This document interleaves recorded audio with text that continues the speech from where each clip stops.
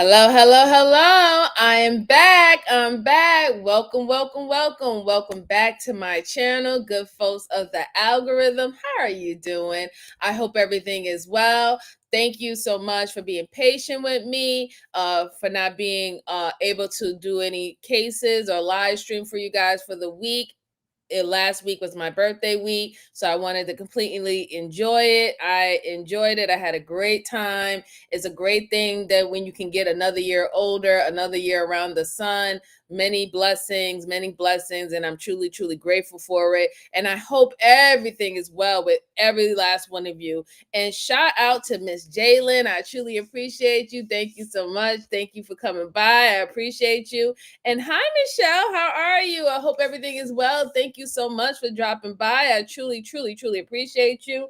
So I hope everything been well with everyone. Today is Monday, guys. It's the 14th, and I hope everything is going well. I hope your week is actually going well. And I hope, I hope that you had a good day today too, truthfully, because most people they find Mondays as like the worst day of the week and Friday is like the best day of the week, but we know how that go, right? So I have 3 cases for you that I would love to review. Oh, hi, Joanne. How are you? Good to see you. Good to see you. Thank you for stopping by. Thank you for stopping by.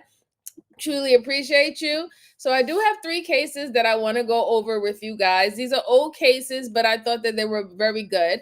I'm still working on that one case. I do have my notebook. I do have my little notebook here. So I'm still working on the case for Joseph Trager. That was a request from one of the viewers a couple days ago. I'm still looking into that because I want to get new information about it. I want to get it in detail from the beginning to the end. So I'm really doing my due diligence, guys. So that's going to take some time for me to actually go through that. But shout out to you. Shout out to you. And thank you so much, Miss Jalen. Miss Jalen gave one membership, a free membership for this live stream. Thank you so much. I truly appreciate you, sis. And our lucky winner is finally Miss Tiff. How are you, Miss Tiff? I hope everything is well. Hope everything is well. Appreciate you so much. And oh my God, hi, M Mills. Thank you so much. I really appreciate you. This is another welcome to the Let's Talk About It membership. Shout out to you guys. I appreciate it. Welcome. Welcome to the membership. And I do membership lives and I have specific membership videos for my members. So now y'all get to enjoy that other content. There's a little bit different than what I do on this channel nowadays. With my membership content, I talk about everything. Tips on, even if you want to have tips in helping build your channel, to maybe even fitness, whatever you want to, I talk on my membership. So shout out to all y'all. I truly appreciate it.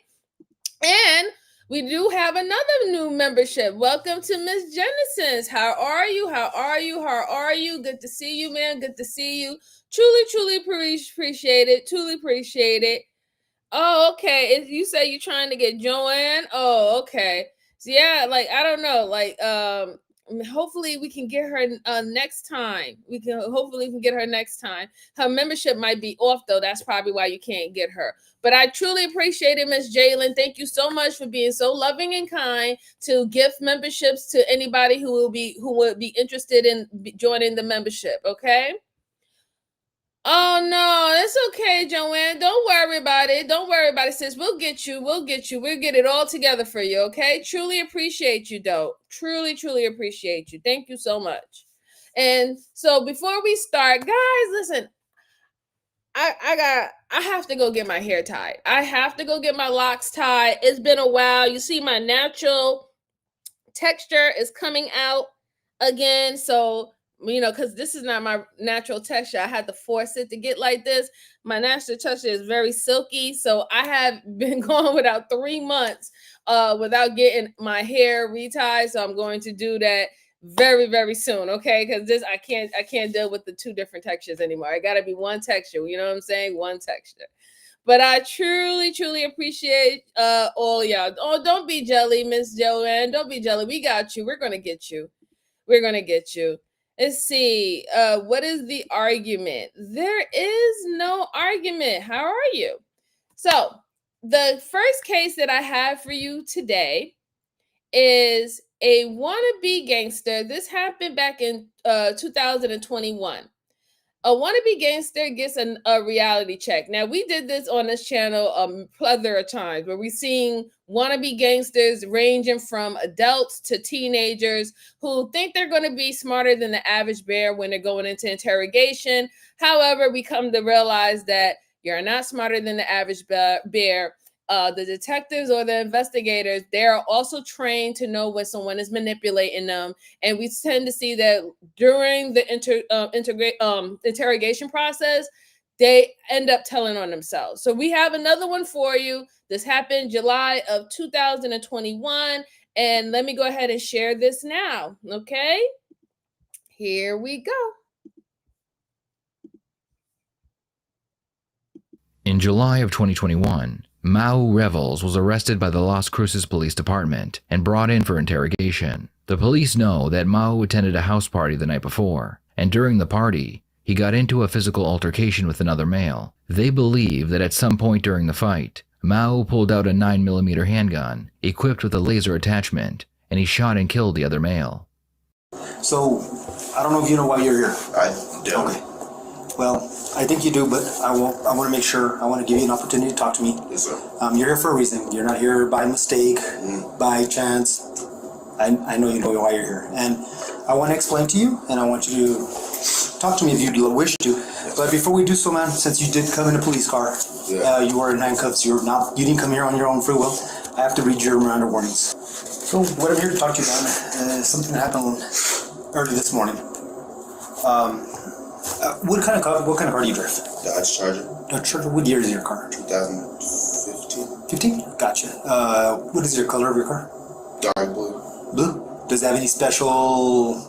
It's wrapped. Wrapped? Yeah. Okay. Like on half. Like half of the car? Yeah. What does the wrap look like? It's just like, I don't know, it's like triangles. Like shapes? Yeah. Okay, gotcha. You mentioned you went to El Paso. Can you just walk me through yesterday into today when you came back from El Paso? Okay. I want to know just your whole day. Starting from yesterday? Yes, sir. I was hanging out with my football team. Okay. Can you name a couple of your football buddies that you're with? Yes, sir. Okay. And then I was hanging out with them for maybe like 3 hours, 4 hours. And then I went to a party where my girlfriend was at. And I was there for, I wouldn't say that long. Just cause, I don't know, like, there just kept being altercations throughout like the whole like party.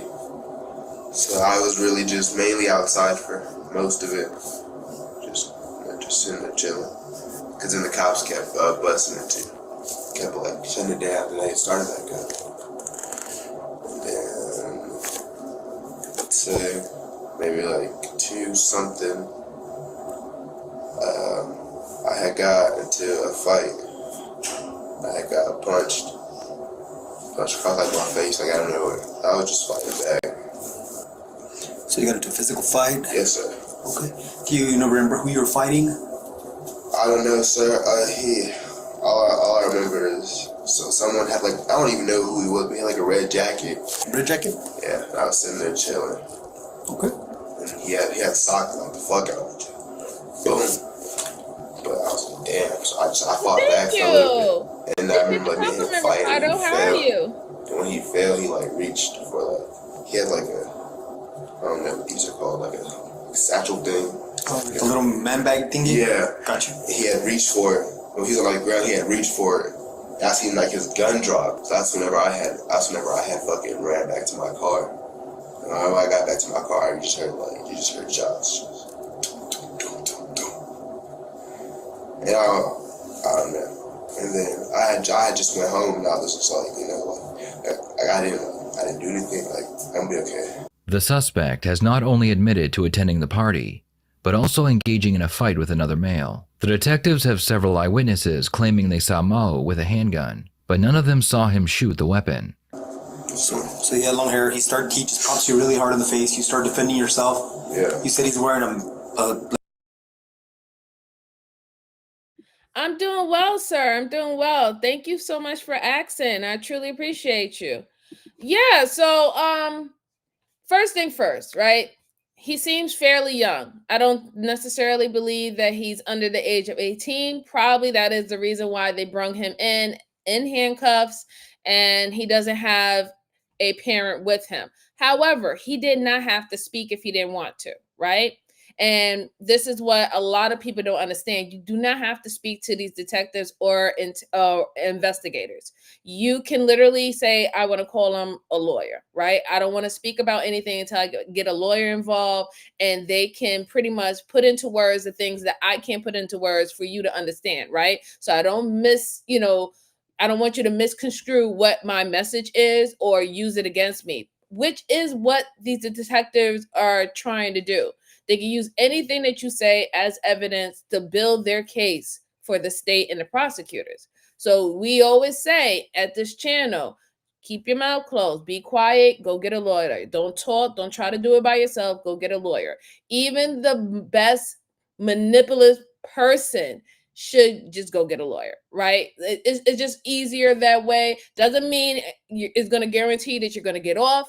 Doesn't mean that you're not going to escape, your punishment if they find out that you did anything. That doesn't mean anything. However, at least get a strong foundation of how you're going to be presented when you're now being expected of doing a crime. That's all we ask, and that's all we can ask for anyone, right? But the biggest thing, what he just said, right? He made them know that he was at the party. He made it very clear that he was at the party. He also gave them his car description, right? Big thing. They already interviewed everybody that was at the party when the incident broke out. So when it came down to the vehicle, now you just said that you own the vehicle. You don't know if they spoke to anybody and say, yeah, the person who shot got away in this type of vehicle. You just gave them that, right? Number two, you let them know that you was at the party. Now, that doesn't necessarily mean that you was the shooter, but everybody has already identified you as the shooter. But if he would have kept his mouth quiet, right, he could have possibly had his lawyer say, well, everybody was intoxicated. Obviously, this is a party. So a lot of these kids are individuals under the influence. So they don't know who they might saw, especially if it's happened late at night where it's almost like pitch black and not that many lights around. You don't know. He could have used that, but he didn't. So yeah, I wish he would have just gotten a lawyer, but it is what it is. But let's hear what he says. I mean, most likely he is guilty, but we don't know what he's guilty of. Like, he can actually be pinned on this whole thing, and he didn't act it by himself. But this is why the investigators and the detectives ask the questions that they do ask to see if anybody else is involved. Not because they want to help him out. They want to make sure that anybody was involved in this crime gets their due diligence. That's what they want to find out. Hey, Omni, what's going on? Peace to you. Peace to you. Shout out to you. Thank you for stopping by, bro. All right, let's go on. Like a man bag or a satchel. Yes, sir. And you said he pulls out a gun. Yeah. What did it look like? It was too damn dark, but I remember like, I got lucky. It's like, when he went to reach, he basically like fell, and the gun just dropped on like the street, and that's when I knew like that's my sign to get the out of here. Okay. And you got in your car by yourself? Yeah. I ride by myself every day. All right. Get in your car, you saw the gun fall, you get in your car, and out you go. You heard gunshots. Yes, sir. How many did you hear? It was a lot. Well, I don't know, maybe more like 6, maybe. 6? Yeah, maybe. And then you get in your car, boom. What kind of, have you ever, seen guns or handled guns? Like, no, yeah. Do you know like what guns look like, or? I've never handled a gun. No? I was just wondering if you could tell me what kind of gun fell on the floor. Yeah. The detective gets as much information as he can out of the suspect, and now it's time to confront him about the shooting. Would it surprise you if I told you that people saw you and your whole football team there? My whole football team? Well, you had about 8 guys that were with you. From the football team? I don't know if they were from the football team that it ate. That's false. False. All right. Yep. So I'll be honest with you. They put you that you got in a fight. All right. You and a lot of the guys that you were with. So, were fighting with like four or some odd Hispanic guys. it was a lot of them. It was just like everywhere you looked. Just. But one of the guys that was with you was talking shit to one of the guys that's the one that started the fight. I guess so. Can you tell me that guy's name? Who? The one that started the fight? I don't know who started the fight. Or who's the one that started the argument? I don't know who started the argument. Did you guys, did your friend, the one that started arguing with that other guy, did he get kicked out of the party? No, like I said, I don't know. Hey, who started the problem fight. child. How are you? I'm being like for like I remember I'm just chilling. I just get just hitting my shit. I mean, sir, honestly, there was not really just a bunch of about one people fighting one person. Mm-hmm. It was like a rumble. You just see people come from everywhere. Just everyone's just banging right there in that street. Okay. So after that, you get in a fight, and the one that obviously is the one that you remember the most is this gentleman that was wearing the red jacket and yes, long hair, Hispanic and tall. Yes, sir. So then after the altercation, man, they say that you had the gun. Me? Yeah, you. That's why you're here. Okay. Okay. So that's why I wanted to get clarification. Did you pick it off the ground? Is that? So I didn't really understand how he said it started. He said that I guess the other group started with them, but I want to know, is it because it was like a rival type of situation, like a school rival or a football team rival type of thing? Because he's explaining a brawl, right? And it could start for any little thing, right? But obviously he participated in this brawl, right? And this is why he was literally named out about it, because he's participated in this brawl. I just want to know, like, was it against another school, or did these guys go to the same school as them, right? Because they said that the whole football team was there, and he was like kind of shocked when he heard the detective say, "Hey, we heard that your whole football team was there." He was like, "Really? The whole football team?" So I don't know. But here's the thing. I know you're young, or you think you're young, right? And I get it. But after it started getting too crazy and stuff like that, you're gonna have to learn how to dip, not go on and make it worse by adding weapons and guns and stuff like that, or knives and stuff like that. You have to learn how to run, or just leave the situation. I wish he would have done that, because then he wouldn't be in this situation today. But I do find it quite funny how he's making it seem that it wasn't him at all. Like he doesn't understand that the detectives have already spoken to witnesses prior to having the conversation with him. So he doesn't know that everybody has already pointed the finger at him, and this is why he came down and questioning. This is why he was read his Miranda rights. They're already saying that you're the one who did it, but the way how he's telling the story is, yeah, I was fighting for a little bit. Someone hit me in my face. Then somebody started shooting. I heard shots. I got in my car and I went home, and I was like, yeah, man, this is crazy. You're making it seem like you're trying to separate yourself from the whole weapon period. Now, I don't know. Maybe we'll find out. Did they find the weapon? Did they find his fingerprints? I don't know. I have never reviewed this case before, so it's quite interesting and quite sad too. Hey, Gen X Jen, how are you doing? Oh, I'm glad that you came and stopped by. Appreciate you. Let's see. They needed to learn when. Yeah, they do need to learn when to go home. I definitely believe they do. Absolutely. No, I didn't. What did he say, Mahogany? Shout out to you. Thank you. Oh, hi, Jordan. How are you? All right, let's go on. How you got it? Because he said they saw you with it in your hands. Yes, sir. I don't play with guns. I don't touch a gun, sir. Never? Yes, sir. You've never handled a gun before? No, sir. So these pictures we got of you on Instagram, social media, and all that, was that?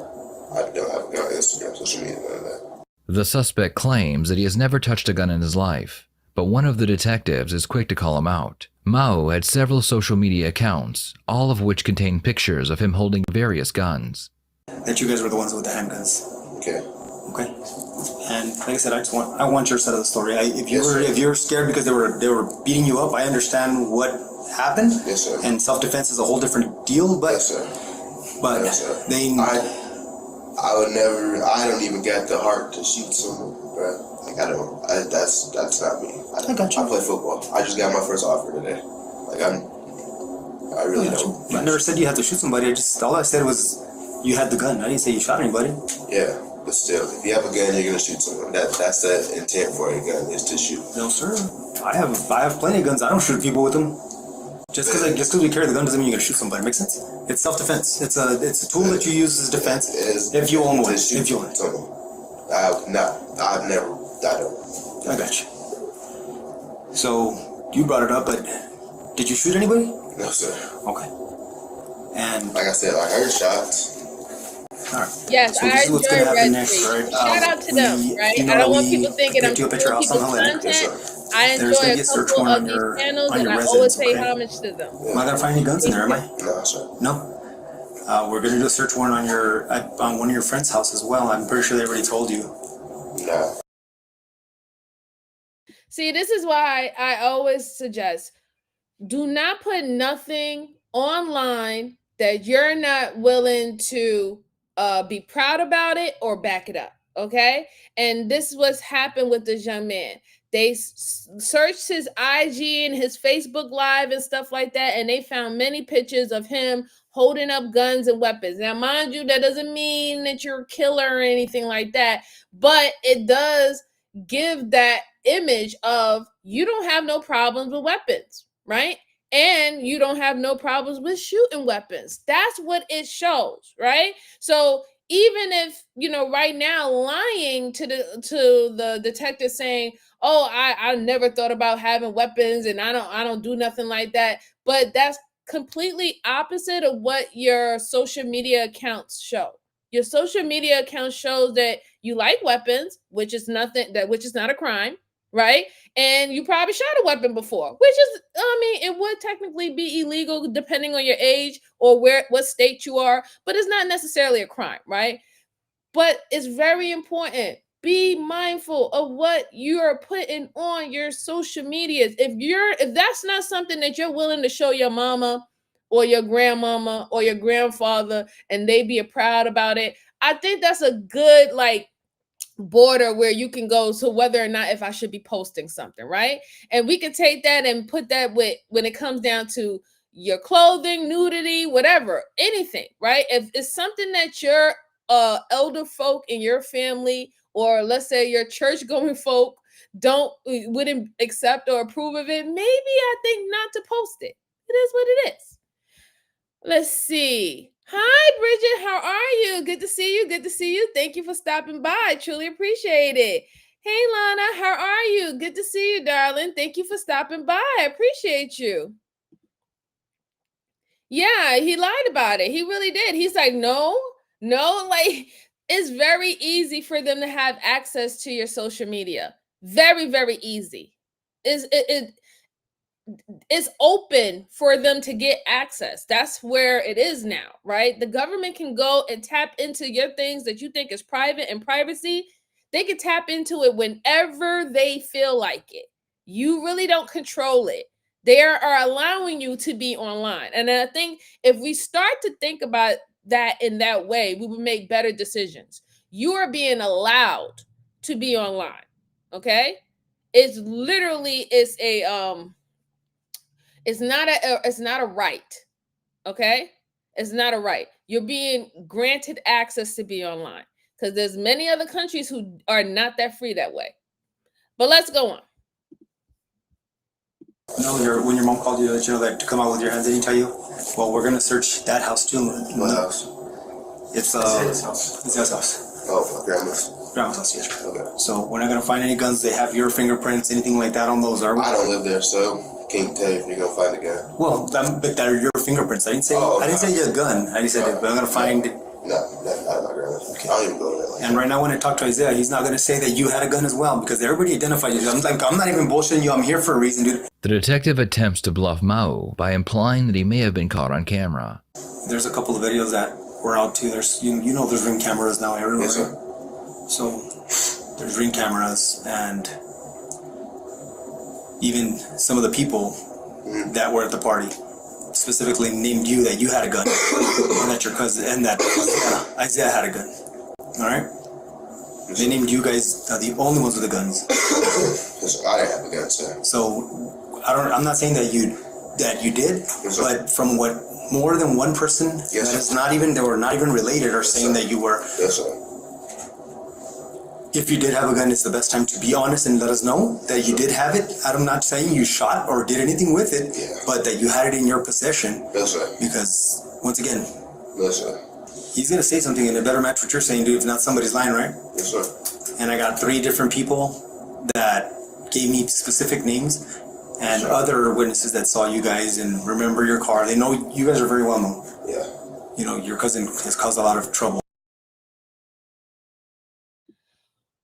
One thing I could say about this individual, this is not his first rodeo of going through this type of interrogation. He's very calm. He knows to be very polite or respectful, right? He's also controlling his emotions very well, which is not a bad thing, right? Because we've seen the opposite side, right? Someone sitting up there crying and I ain't do this, man.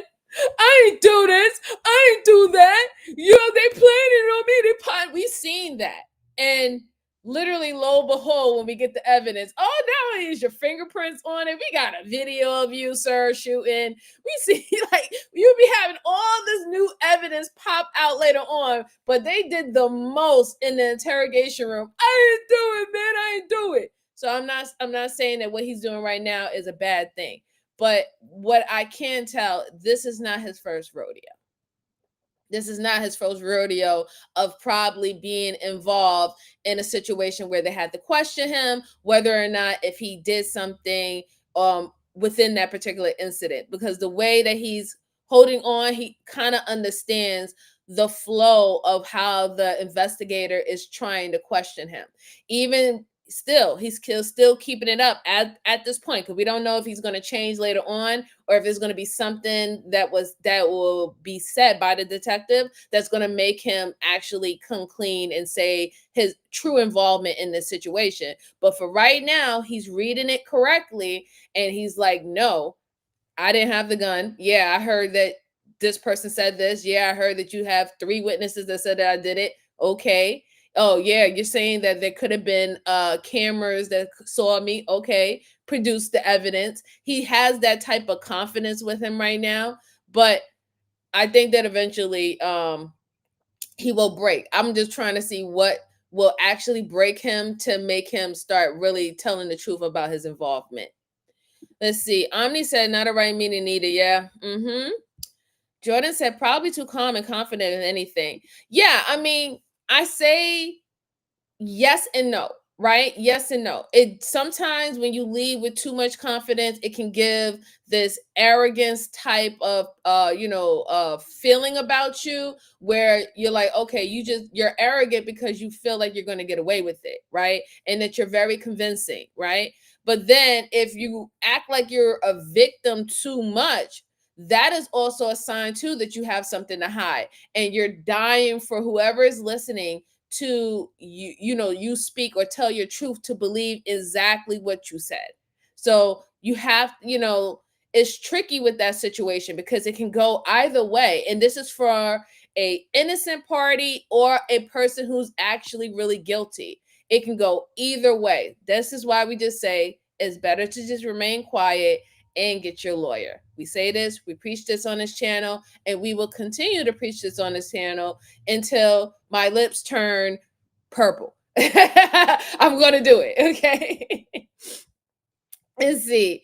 Joanne said, if I was being interviewed by the police, I would be crying, looking crazy over at the park. You listen, I understand. Listen, having different type of emotions while dealing with the police, that's normal, right? It's very normal. You don't have to be cool and collective. It's no shame if you're going to be hysterical. There is so many people who have not had that many run-ins with the police or never really spoke to them about anything unless maybe a fire alarm went off in their house and then the police came and the fire department came. Like that was like the only time they actually spoke to a police officer, right? So your way how you're dealing with a police officer in a different type of environment for a different type of situation, it will bring on different type of feelings. Some people get anxiety from it, right? So these things are normal. This is not something to frown or shame about, right? Nothing at all. Let's go on. At parties in the past. And if you just got wrapped up just because of his behavior, that's a different story. But it's not. I don't think it'd be in your best interest for you to take a fall for something that you didn't do. Mao believes that he is just being interviewed about a weapon being fired at a party. What he doesn't know is that the other male that he shot ran into the neighbor's yard where he died from his gunshot wounds. What do you think it is that we're investigating right now? In all honesty. A shooting? When you say a shooting, what do you mean? I don't know. Because I heard shootings. Like, I just heard shots. So I'm assuming it's a shooting. You haven't heard nothing from anybody at the party? Come on. I don't know. I'm the youngest person there. I don't know these people. I got you. Most of them are like soccer You got your players. phone, right? Huh? You have a phone? Yes, sir. Okay. So nobody's been texting you today and telling you, hey, guess what? Cops are over here. This is what's going on. No. The detective was about to tell Mao that he is being investigated for murder, but decides to hold off for a few minutes because Mao may decide to stop cooperating. Alright, yeah, like I said, Yes, so that is the biggest reason why most investigators do not go blunt in telling someone who might not know that whatever crime they committed, there was actually a homicide that was committed before it. Because usually when you're speaking with them up front, you want them to be as honest as possible, right? As honest as possible. When you start bringing that layer into it that you're going to be held accountable for an actual unaliving, that type of anxiety and self-preservation that kicks in with the quickness, now all of a sudden it's like, I ain't talking, I don't know what you're talking about, it wasn't me, whatever not, and also you'll start, for some people, they'll start ratting on other people and trying to put the blame off on other people, right? So they want to get as much honest information that they can get from the potential suspect as possible before they start laying down the heat as to actually why they're here and why they're interviewing you, right? So he thinks it's just a regular, oh yeah, there was a shooting and they want to find out who was the shooting, and he thinks it's a regular gun charge. That's probably also why he's so calm, because he just thinks it's a regular gun charge. You might get 3 years, you might get 5 years, blah blah blah, shooting in a public area and stuff like that. Children was around, kids were around, whatever, right? That's what he's thinking. He's thinking it's a regular gun charge. He doesn't know that it's now turning into a actual homicide murder situation, and this comes with bigger consequences, right? This comes with big time, right? So yeah, it's man. Let's see. Yes, Bridget. Yes, I was just speaking about it earlier, darling. So you was the one who asked me about the Joseph Tager. I'm almost done. I have been reviewing and researching it. I'm trying to find more information about him. I want to have everything from start to finish about that case. So give me a couple of days and we will go over that. But I wrote it down. I have it down in my notebook. So don't worry, okay? All right, let's go on. they described you. They described you down to the T. You and your gun with a damn laser on it. You were scaring the shit out of everybody, swinging that gun around. And I don't know if you were just thinking people were going to start jumping you or what, but both of you guys pulled out your guns with lasers. So we collected a bunch of rounds. I'm not going to find your fingerprints on any of those casings, right? No, sir. When we say shooting, what are you thinking? Why do you keep asking me this? Why do I ask you? Because to me, if you say there's a shooting, there's a big difference between someone shooting at a party and someone getting killed. The shooting is shots, right? Right.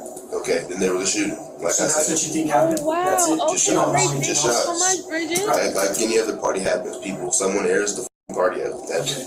So this is what I want to tell you right now. Somebody's dead, okay. and you're the suspect. Okay, so That's how serious this is right now.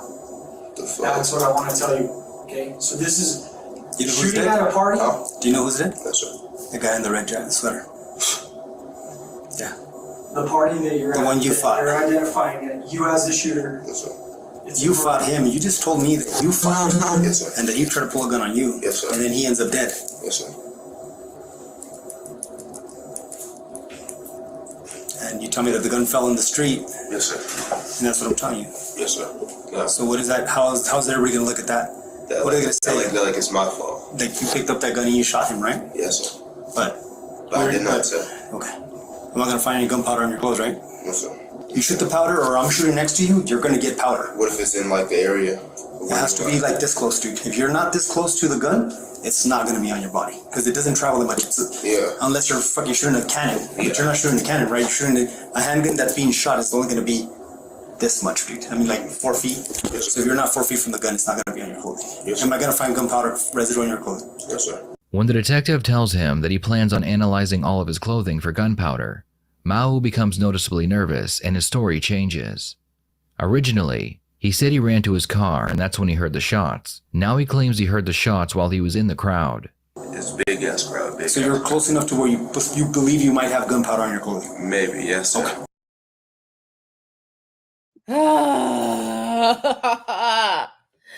I wish he was not speaking because that whole flip of now saying that he was more close to the incident than he was prior lets these detectives know that he's lying, right? And that he is more involved than he's trying to let up to be involved, right?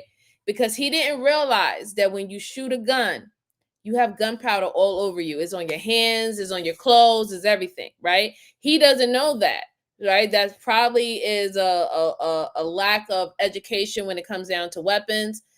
It is what it is, but he doesn't know that you will have most of the trace of the gunpowder and all that stuff on you if you are the shooter, right? And unless that person is literally, especially if you're dealing with a pistol or a handgun, like the detective says, within 4 to 5 feet, unless this person is like literally right here, they're not getting gunpowder like that, or unless they're the person that you shot, right? So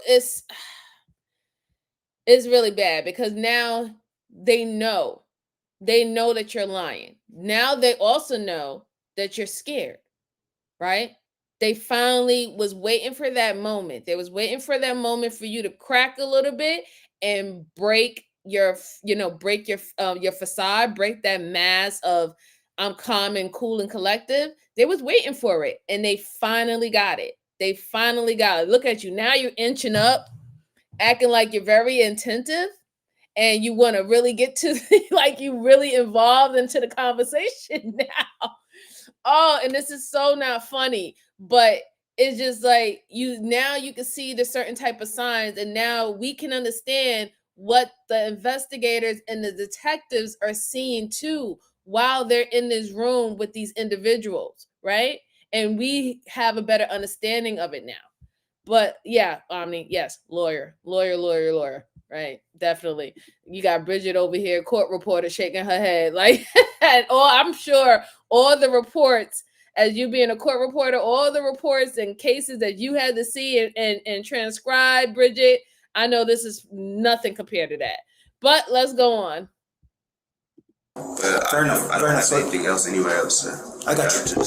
Fair enough. All I need to know is if I find it, I know why it's there. Yeah, and it's not just because I was in that crowd. Pretty sure all of us that were in that crowd would have gunpowder. No, we already checked a couple of them and nobody else got it. So that's why I'm asking It you. doesn't work like that, bro. Okay. So if you feel like you were close enough, like at least from the room, then it's gonna be on you. Yes, If sir. you're not this close, Yes, sir. it's not gonna be on you. Yes, sir. All right. So you think it might be? Yes, sir. All right. If by chance those videos do come through and we see you with the gun, dude, it's gonna be bad for you. Yes, sir. Because at that point, not only will you be in trouble for the shooting Yes, sir. or being involved in the shooting, not saying that you shot that Yes, guy, sir. but for the shooting, but you're also going to be in trouble for discarding that firearm. So if you did have a firearm, it's in our best interest to provide it back to us, because that's an additional felony charge. Yeah, no, that's going to happen. No, I understand. I don't got a firearm. I'm not going to find a firearm in your car. No, sir. Because I'm going to tear up your house right now, and I'm going to fucking tear up every space that you could possibly hide it. Okay. Just letting you know. Okay. And I'm not going to find nothing. Okay. At the beginning of this interrogation, Mao refused to give the police the names of his friends and his girlfriend. The detectives are about to tell him that he's going to jail, so Mao immediately gives up the names. You might still be in jail by the time this stuff goes through. I'm finna sit in jail? You're fixing to sit in jail right now. We don't have a story for you. And So I have to go to jail today and sit there. there's a chance. I have to sit in jail today. It depends on That's you. what you're telling me. It depends on you. It depends. So how does it depend on me? I just We told don't you have a everything. story. Jesse Joy? Yeah. Aragon? Yeah. Okay, that's a good one. See, I need somebody to vouch for you, dude, because all I have is your story. Yeah. And I got 4 people telling me different. Yes, you know? sir. So that's what I'm trying to say. I need somebody that's going to tell me your story. Yes, sir. And I want to make sure that when You I got talk to you, jumped. Huh? Yeah, you got jumped. I didn't get jumped. Stop saying You got that. fight. yes, that you're going to fight. Alright. Gotcha. And you want to ask my football player friends if I was with them? Hanging Anybody out? that was there that can vouch for what Oh. happened tonight. That's who I need to speak to. I need somebody that's going to tell me, no, this is all bullshit. This is what happened. I was with him the whole. He don't even understand. The the detective said that you had gotten jumped. They was literally gave you that little piece where you could have said that this whole situation was somewhat of a self-defense, because not only was you fighting the guy in the red jacket, you had other people that he came with trying to attack you at the same time. But you was like, because you more concerned about street cred, oh, I didn't get jumped, don't stop saying that. Dude, you're facing a murder charge. Who cares about you not getting jumped or not? Like, you're wilding right now. You're wilding right now. It hurts. It hurts. It hurts so bad. It hurts. But, like I said, anxiety is starting to kick in. The whole him being held accountable for a murder charge. And then also now they're saying that he's going to have to stay in jail, meaning that he's not going home. A lot of that pressure is falling down on his shoulders right now. So he's not even thinking that they was literally saying, hey, if this was a brawl and you was getting jumped and then even maybe a weapon came out, you might not be your weapon, but you probably saw the weapon, pulled it up, and then you used it. That's still somewhat of self-defense, right? They're trying to see if that's the case, but even from his own words, what he's saying, he's letting them know that that's not the case. This was a willing fight that you wanted to participate in, and probably the guy in the red jacket was getting the best of you, and you became a punk and pulled out a weapon. That's what it seemed like happened, because you're saying that you didn't even get jumped. So it's like, okay, all right, you didn't get jumped. You big man on campus. What was the point of you pulling out the weapon? If you was able to handle him fist to fist, cuff to cuffs, why did you turn a fist fight into a gunfight? That's how the detectives is looking at it, right? And it's sad, unfortunately, because I'm the last person to tell anybody how they're supposed to fight, right? I mean, I know there's levels to this, but I feel like once you're threatening me and you're threatening my life, all hands is off. But in this situation, yeah, they're going to be like, well, if you included yourself and it wasn't self-defense initially because you wanted to participate in this fight, and then now when you're losing the fight, now you want to take it to another level, it's a different story at this point. It's a different story at this point.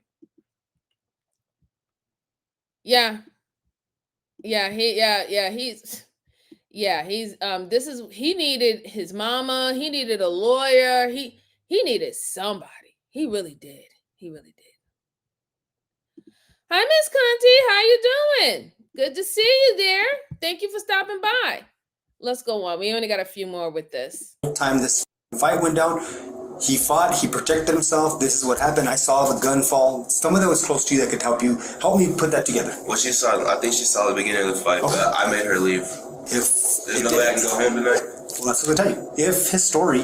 I'm asking him. Oh. Because it's a man with a plan. I do have a plan. I'm trying to be straight up and honest. Yeah, I'm trying to go home. Sleep in my bed. Okay. Is there a way I'll go home and like answer that? Okay. So that said, doesn't mean that you're not ever gonna go home. Yeah, no, I understand that.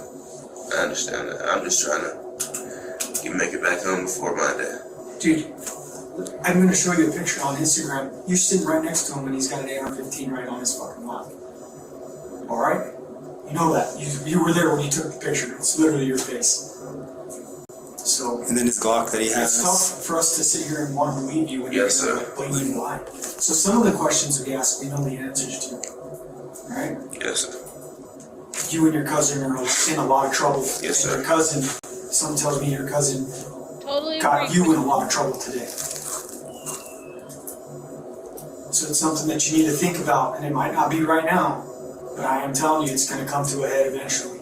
Yes, sir. Your cousin, to me, he doesn't seem that he's on the straight and narrow and he's pulling you down that path. You were trying to play football. You You're trying have a to make a better scholarship. Your cousin don't. Yes, sir.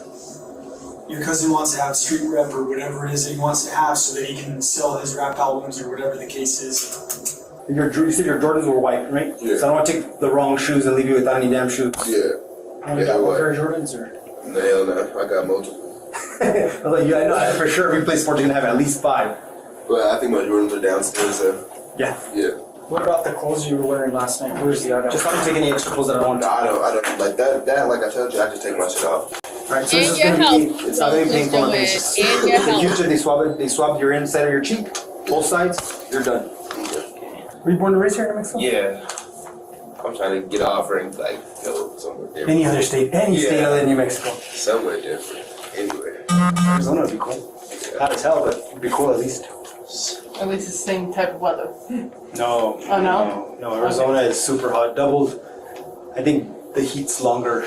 Okay, see, I'm not from the area, so Yeah, no. Arizona's hot. I was out there for a camp. I didn't know I could get sunburned. Like I know like my face could peel. You feel? That will be a very good Across New membership. Mexico, a man is going to spend conversation. 25 years in prison after being convicted of a murder. The 3rd Judicial District Attorney's Office says in Las Cruces says Mau Econ Revels was found guilty last February of felony murder, aggravated assault with a deadly weapon, and several other charges stemming from the killing of Nico Gonzalez at a house party in Las Cruces back in July of 2021. Prosecutors were able to connect Mao to the shooting by witness testimony, an ammunition box, packaging for a laser, and shell casings. Mao was sentenced to 25.5 years for his crimes. What are your thoughts on this case? Should Mao have received more or less time? Please share your thoughts.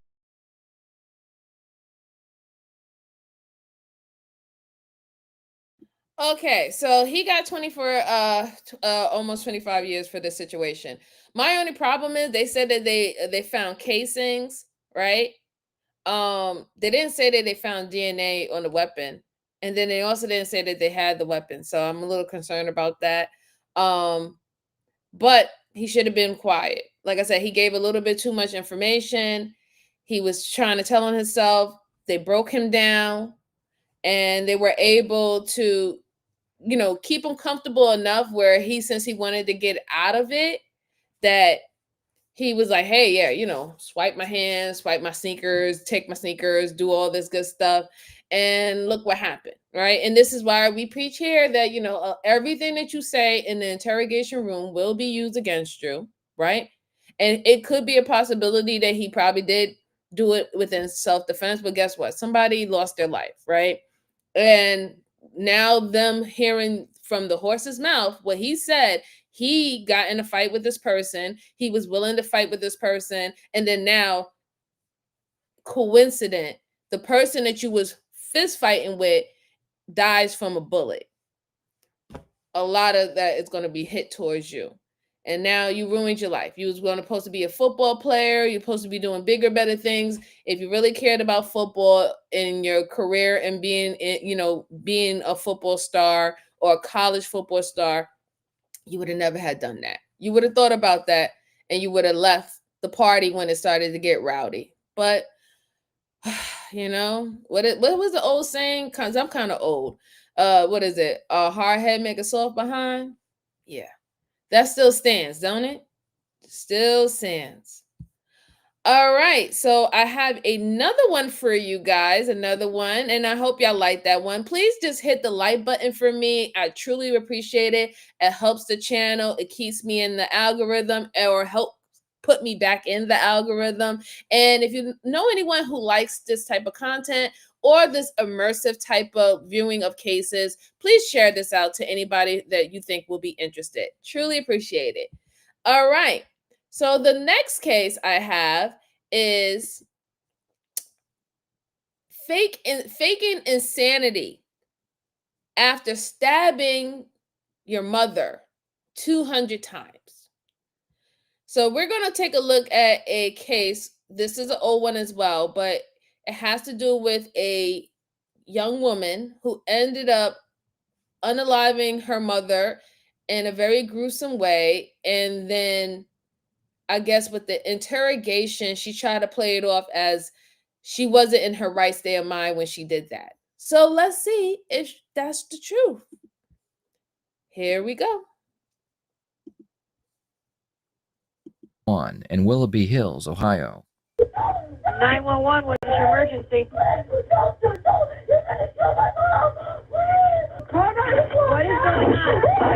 What is going on? What is going on? Hello? What is going on? Who has a knife? My sister, and I just woke up because I heard yelling. Okay, this is your sister? Yeah, and she's doing my mom with a knife. May you please tell her? She's doing what to your mom with the knife? You need to take a deep breath for me so I can understand you. No, I did. She's killing my mom. When the police arrived on scene, 18-year-old Sabrina Zunich was walking out of her house, still holding a kitchen knife. Inside the home, the body of Lisa Knafill was discovered with almost 200 knife wounds covering her entire body. Sabrina was arrested and the investigation into the homicide began. Sabrina had been a foster child her entire life. She had been diagnosed with ADHD, anxiety, depression, and bipolar disorder. She frequently got into fights at school, and she struggled to learn and follow the rules. At the age of 16, Sabrina was placed with Kevin and Lisa Knafill, and she moved into their home in Willoughby Hills, Ohio. The Knafills already had 2 daughters, and Sabrina seemed to fit in well with them. Everything was looking up for Sabrina until her foster father Kevin began showing her more attention. During the summer of 2012, Sabrina and Kevin began a relationship that they kept hidden from the rest of the family. Sabrina had fallen for Kevin, so even though she had turned 18 and she didn't have to stay, she continued living with the Knafills. Kevin and his wife would argue about this often, and they even talked about divorce. Kevin had an $800,000 life insurance policy on his wife, and if they were to get divorced, he wouldn't receive any of the money. The police believe that even though Kevin was nowhere near the home when the incident took place, that he was the reason she was dead. Detectives on the case tried to interview Kevin, but he made sure to get himself a lawyer. Were you and Lisa in the process of going through a divorce? Okay, now we're getting outside the scope. Mm-hmm. Are you going to talk to us about any of the situations that led up to what happened? I talked to Detective Palmer. He said he wanted to interview him about work, which, I thought was probably a pretext. Okay. But, everybody knows where she worked. Well, we never got to talk at length about the sequence of events and what happened, right? So we're just trying to talk about. We're just trying to figure out what happened that night. His wife was brutally murdered. Oh, thank you, Joanne, darling. I appreciate you. He can help us in the investigation. He wasn't within 100 miles of the house when that happened. I understand that, but he was with them prior to leaving the house, so he can discuss what his, shout out, Miss what the house was like prior to him leaving. I appreciate you with the super sticker, darling. Appreciate you. And we came down to talk to you about what you asked us to talk about. I asked you specifically on the phone what the subject matter was. Correct. All right. Correct. We didn't have to come down. I told you no. Absolutely. You're right. Absolutely. But, we're not going to get into, the relationship between Kevin and Lisa. It's just, you got a bloody girl with a bloody knife You know what? I apologize for wasting your time then, because. Well, how about your relationship with any of the other children in the household? I mean, how about your relationship with Sabrina? You didn't discuss anything with that? No. Kevin? No. Oh, thank you so Well, you much, can feel Miss free to Jalen. I talk. truly He's appreciate no lawyer you. sitting right next to I understand, or he can still say what he wants to say. Except that we're not going to answer any more questions. Okay, we're done here then. Okay. Thanks for coming. Is there anything we need to know? Appreciate it. All right, See you later. The police would get a second opportunity to interview Kevin, which we have included later in this video. For now, the police hope that Sabrina would have more to say. And you're absolutely right. He's smart. He got a lawyer. He's very smart. He got a lawyer. He's like, I'm not even playing around with this. Absolutely not. But now they're gonna harp on what happened with Sabrina, because she was the one who called the 911, and she said, someone unalived her mom. Seeing the scene of the crime and seeing what actually happened to her, that's going to play a big part, right? Because if it's a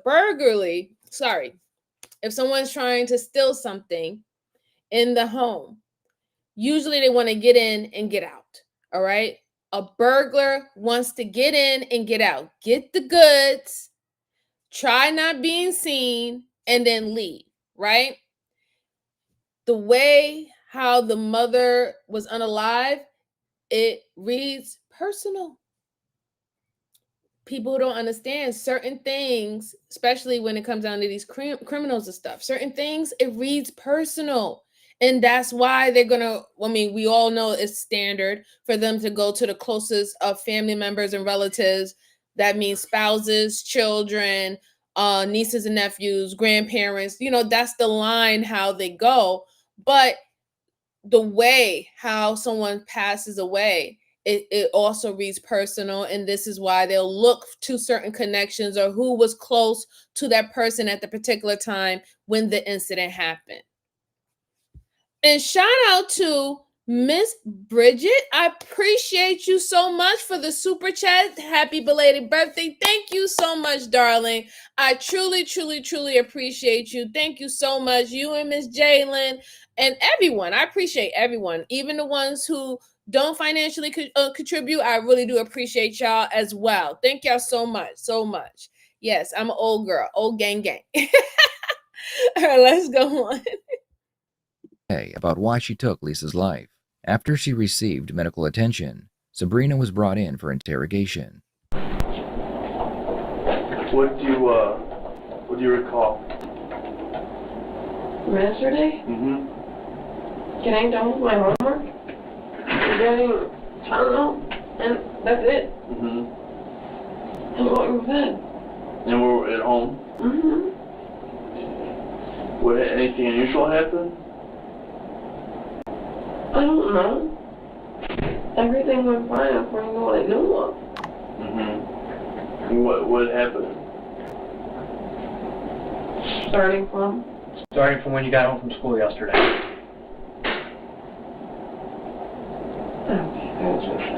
No.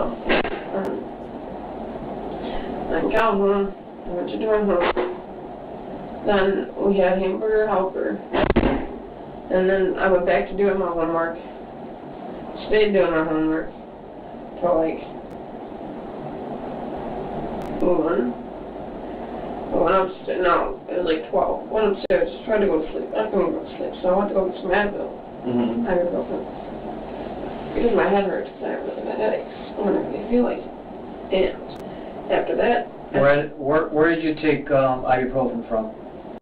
in they sang Kevin's bathroom. That's Where? where it's held. Kevin and Lisa's bedroom. That's where it's held. Was Lisa still awake? I don't know. I just remember going in there, having the bottle, starting to shake it to get the meds, and then gone from there. Thank you. Okay. Do you remember what the bottle said? Ibuprofen. Ibuprofen? White, and there was orange. Okay. Are you? I agree, Bridget. That's a really good thing. Yes, you do pay attention to the type of interrogation rooms that they're in. Just as a refresher, not all interrogation rooms are made the same, and they don't have the same purpose, right? With someone that they're more concerned about whether if they think they're a tough guy, whether they're easily can be broken or they're easily a snitch, whether or not, if you're not really sure that they're a actual suspect, but you want to question them, you will put them in different interrogation rooms. Like if you don't really believe that this person is a suspect, but you think that they're a victim or they was a witness to a crime, you will put them in a little bit more comfortable of an interrogation room, right? They have a whole different type of color scheme. They have a whole different type of couch. Some of them have couches, right? More comfortable chairs and stuff. And even how they sit and speak with you is very different. Then you have ones who are literally in a hole in the wall. The color is ugly as hell. The carpet is ugly and dirty. Got gum on it and all gook and stuff like that. Have metal chairs, very uncomfortable for your back and your butt, sitting there for hours. Some of them have a metal table, or they'll clip you to a metal table with a cuff, and then they'll the way how they sit, they'll sit as if they're, putting you to the corner, right? And making you just look, like slightly look at the through your peripherals at the door. Like all that psychology that gets into how they set the whole setting up when they discuss is specific for specific individuals. And how they get this information, right? Because this is the first time that they're speaking to this person. They never had a conversation with this person before. This is a whole brand new case. How do they understand a little bit about the person that they're about to interview? By looking at their social media. By taking their phone and looking at their messages. There's so many ways that they can dissect somewhat what this person's personality is and how they will approach their interrogation. And that is what gives them the little information that they need to know how they need to approach talking to you about the situation. These small little details that never get talked about and that a lot of people don't even know what's going on. Like this is not these investigators and detectives. This is not their first rodeo. These are not brand new detectives and interrogators. These are not the new people, right? These are people who've been doing this job for 13, 20, 30 years. They ran across so many different types of personalities, so many different type of characters, manipulators, serial killers, actual innocent people who just had a real dumb freaking moment, bad people, good people. They ran across it all. So after a while, it's a muscle memory that they tend to build up on certain personalities that they can literally pinpoint it just like that. By just you saying a few sentences and a few words, they can understand how to approach you. How to approach you. Oh my God. Hey, ABCD, how you doing? Not you coming with the dad jokes. Look at you. How are you? Hi, Linda. How are you doing, sweetheart? Thank you so much for your compliment. I truly appreciate it. Thank you so much. Oh, no, I am not a lawyer, nor am I a paralegal. I should have been that. I see that now. But I have over 10 years working with law enforcement. So, yeah. But shout out to you. I should have been a lawyer. I knew I should have. That was my calling. But I'm happy that I chose the career that I chose too. Once in a lifetime to serve your great country, right? Let's go on. Are you allowed in the bathroom? Only to get Advil or something like that. I call it alcohol. So right. Every person. Other than that, no. Not unless they're there or, we're told to. So what did Lisa say to you then when she saw you in there? Don't know. I don't know if you didn't hear us? No. I don't remember anything at that point on. What do you remember? Everything except Were you taking any illegal narcotics yesterday? no. Don't do drugs. You don't do drugs? When was the last time you did drugs? 3.5 years ago. 3.5 years ago? Okay. You have not had any illegal drugs since then? Okay. You were at home all night yesterday? Okay.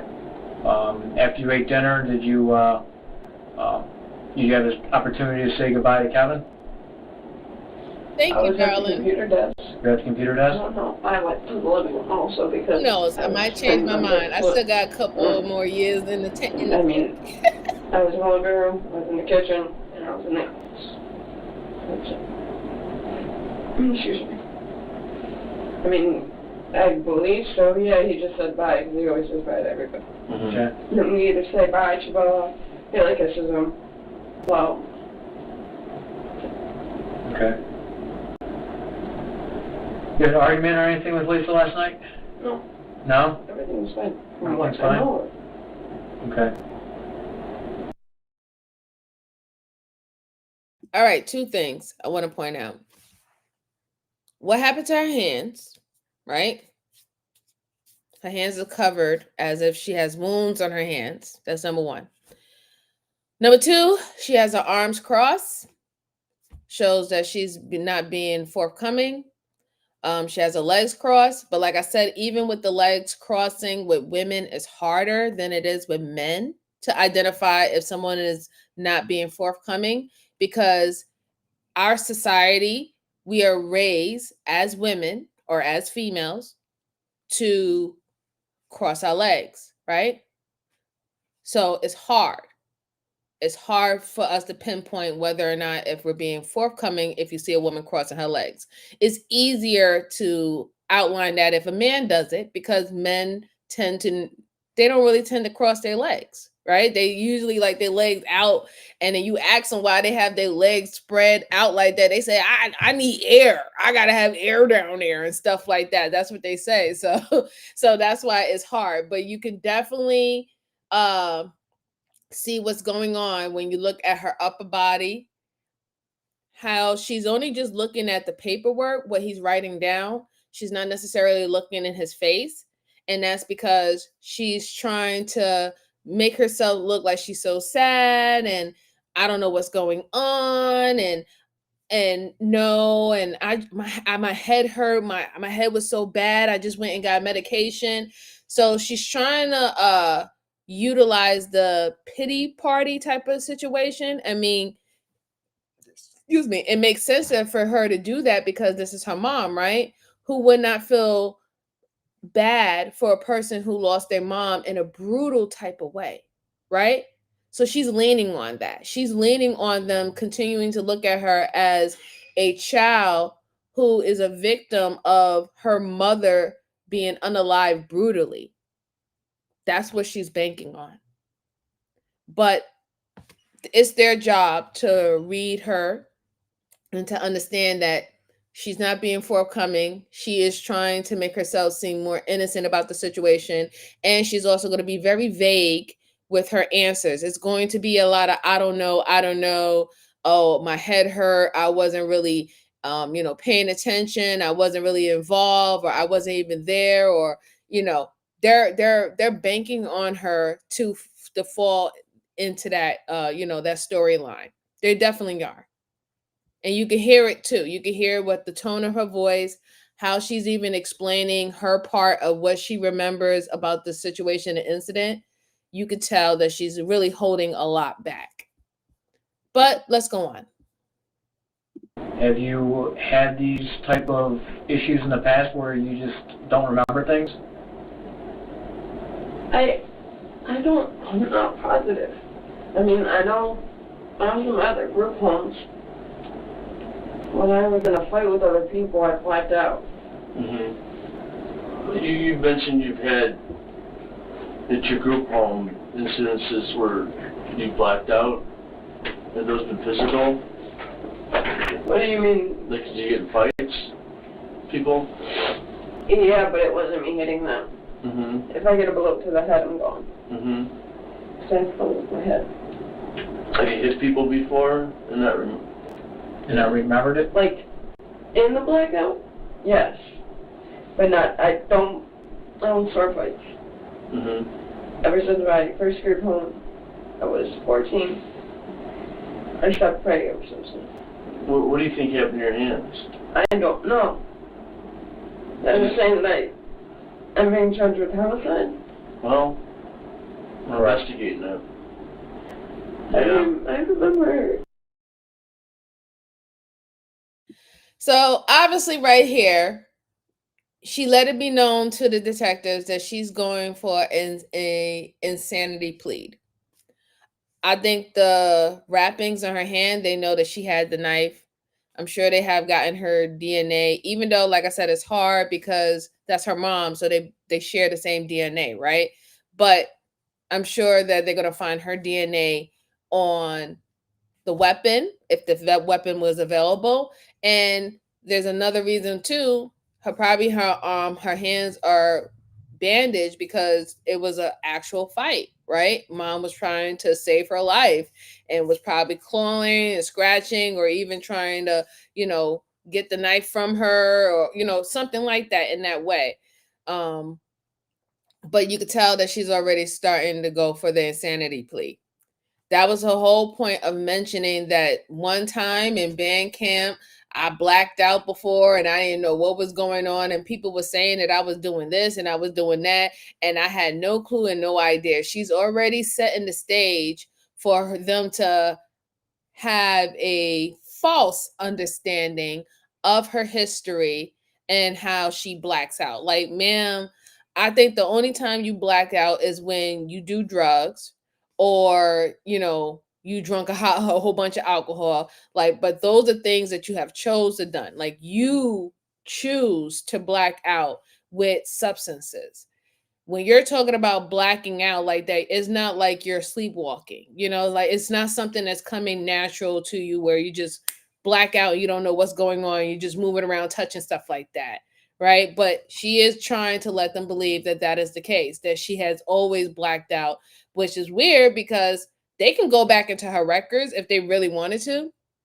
And they can see whether her medical records show that she has seen a therapist or she had any type of therapy or any sessions in reference of her blacking out. If she doesn't have any history of ever being diagnosed to have blackouts or over fit of rage, over high anxiety, high stress, or whatever, then it's hard for you to pull back to your history of doing something and it's not documented for a numerous of years or even months. I'll give it to like months to years. If something's not documented that you have this type of situation that's going on with you, it's really hard to believe that all of a sudden a coincidence the day when you unalive your mom or your mom lose her life or you're probably a suspect for murder, now all of a sudden you have this history of having blackouts and not understanding what you were doing.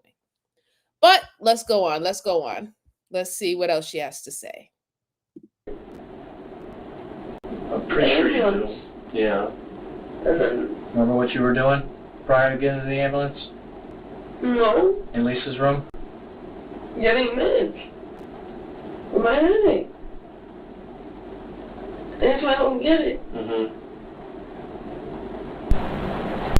Sabrina claims that she doesn't remember what she did, and she has no idea why her hands are bandaged.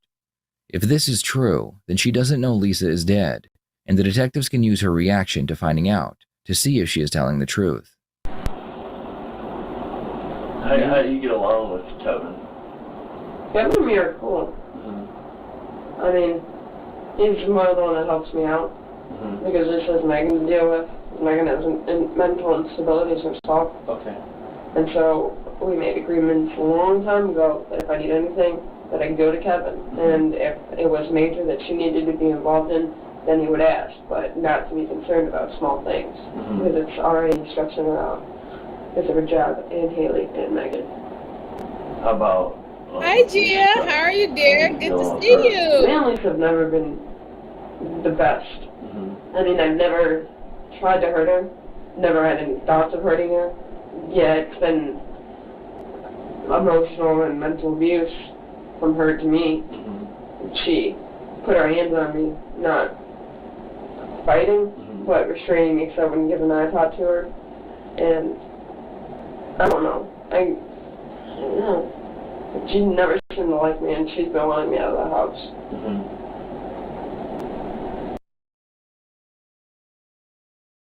See, this is her problem. This is why I would say that she shouldn't have been speaking either, right? Because what she said was a contradiction. They've been asking you at least 3 times, how is the family dynamics is with your mom? And you said, oh, everything's fine, everything's good. But then now you're saying that you have been physically or mentally abused by your mother, right? And that she's been egging at you to get out the house. So obviously your daughter to mother dynamics have not been good. And once again, alluding to the detectives that you are lying. You're lying. You're not okay. You didn't have a great relationship with your mom. You how are you having a great relationship with your abuser? Nobody in their right mind would say I have a great relationship with my abuser unless they don't believe that their abuser is actually abusing them. That is the only sign of insanity, because you're not really realizing what is going on. And there's a lot of people that walk around people who are abusing them and don't even recognize or realize that that person is abusing them. They don't even look at what that person is doing to them as abuse. So you can't, you can't tell them anything. You can't tell them that you're being abused. The first time you say, listen, you're being abused, or somebody's taking advantage of you, that person would sit up there and say, you're lying, you're starting crap, and all this stuff like that. They would go on defense and start attacking you for, even mentioning that this person is doing something for them. But this is not what she's doing. She's clearly saying that her mother was not the best mom, that she had problems with her mom wanted to get rid of her, and that her mom has been abusing her before. So you saying that you didn't have no problems with your mom, you wasn't having altercations with your mom or anything like that, you didn't have any anger against your mom, that's all a lie. And they can see it. Hey, what's up, bro? How you doing out of blue? Good to see you, bro. Shout out to you. Oh, gee, I'm doing so well, sweetheart. My birthday was last week. Thank you so much for asking. I truly appreciate you. All right, let's go on. Yeah, I agree, Bridget. I totally agree.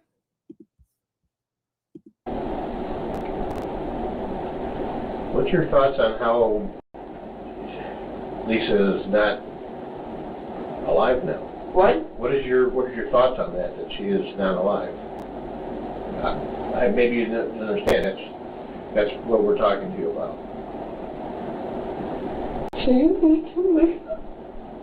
This is dead.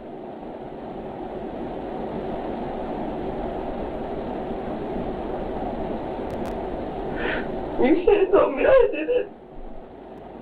Yes.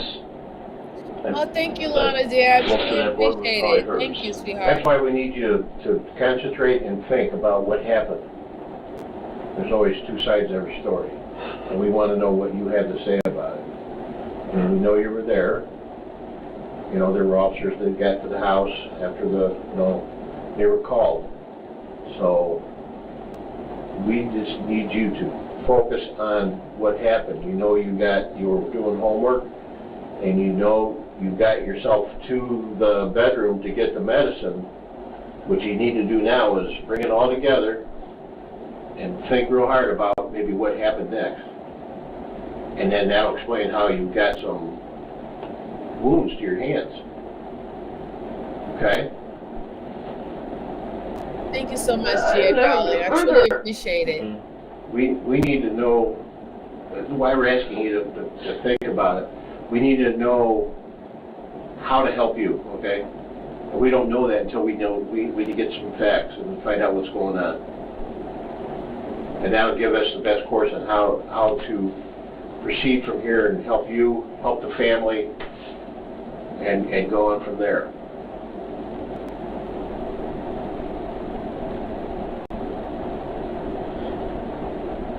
What do you want me to eat? I don't. We don't want you to say anything except the truth, and we just want you to think about it, because something happened by the time you were getting your meds in the bathroom there for your headache, and then one of our police officers arriving. So something happened in between that time, and we're just trying to get to the truth of that and find out what happened. I don't know.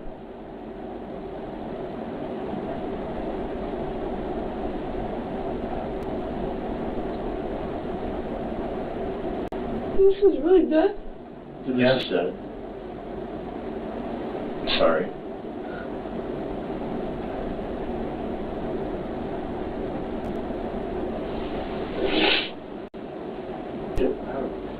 And do you have a blanket already, or none?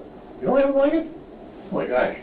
How'd that happen? Do you want to know what I can tell you what's going to happen from here right now? Now they know why she don't got no blanket. Yeah, they didn't give her no blanket because that is a part of your tactic of the interrogation. They can either make the room really cold or they can make the room extremely hot. Whatever suits the person that they're interviewing. Now, the bad thing about this situation is the way how she's talking about how she doesn't know is not really believable due to the simple fact if you were a person who suffered from blackouts, right? Even if you're epileptic, right? Or you suffer from seizures, but a seizure wouldn't make you go on a killing rampage. I know that. But if you were a person who suffered from blackouts or you just see red, right? And you don't know what happened afterwards. Those people are usually prescribed certain type of medication that they get from a psychiatrist, right? So that's why I said about the paperwork. Normally you would have to have a paperwork trail to let you know that you have those type of blackout incidents when you're in a fit of rage, when you're stressed, or when you're severely angry. That's all on record, and usually a psychiatrist will prescribe you some type of medicine, right? Outside of actually doing a workbook and really having the, the in-person therapy, they will also prescribe you medication that will help you while you're home, right? That's not what you went to the bathroom downstairs for. You went downstairs because you said you had a headache and you went to go get ibuprofen, right? That is an over-the-counter drug. Anybody can get it. I can get it. You can get it. She can get it. So that's not a prescribed, a prescribed medicine that you got from any doctor or anybody who's in the medical field, right? That's something that everybody get. We all get headaches and migraines and things that are sore. Shoot, we take ibuprofen when we have a sore arm or a sore boo-boo somewhere, right? So the way how she's explaining it, how she's saying that she doesn't know, ibuprofen wouldn't do that to you. That's not one of the side effects, right? It's not. It's not one of the side effects for ibuprofen. And then on top of that, you're not even letting them know if you're on any other medication that the side effect would lead to that, right? You have not explained to them that you're on some type of psychotic drug that if it's mixed with ibuprofen, your spiraling out or your blackouts would get worse. You have not mentioned that at all. So they're only going to go off of the assumption that you only took ibuprofen, you only had a headache. So where did this whole blacking out, spiraling out of control, why did it happen? Why did it happen? When did it happen? And when did you, come back to normal, right? Did you only come back to normal once the police got there? Or when you called the police? Like, when did that happen? So there's a lot of a lot of questions that have not been answered. nor have they continued to ask her, but the way how she's going on with it, this being vague, trying to put on this facade that she's sad and that her mother lost her life. You stabbed your mom 200 times. I really believe after stab number 5, you really didn't want this woman to be alive anymore. I'm just saying. Let's go on. I mean, do you have questions for me? I mean, you right, David? Yeah. I mean, or for right now, we're still doing our investigation, but you're under arrest. You know, Lisa's dead, and it appears that you're responsible for that at this time. So that's what the charge is going to be. But at that point, you're going to spend a weekend in jail, the county jail. We're not going to stay here all weekend. All right? And you'll have a court hearing probably on Monday. And at that time, they'll look to see if you have a bond and what to do. All right, for you.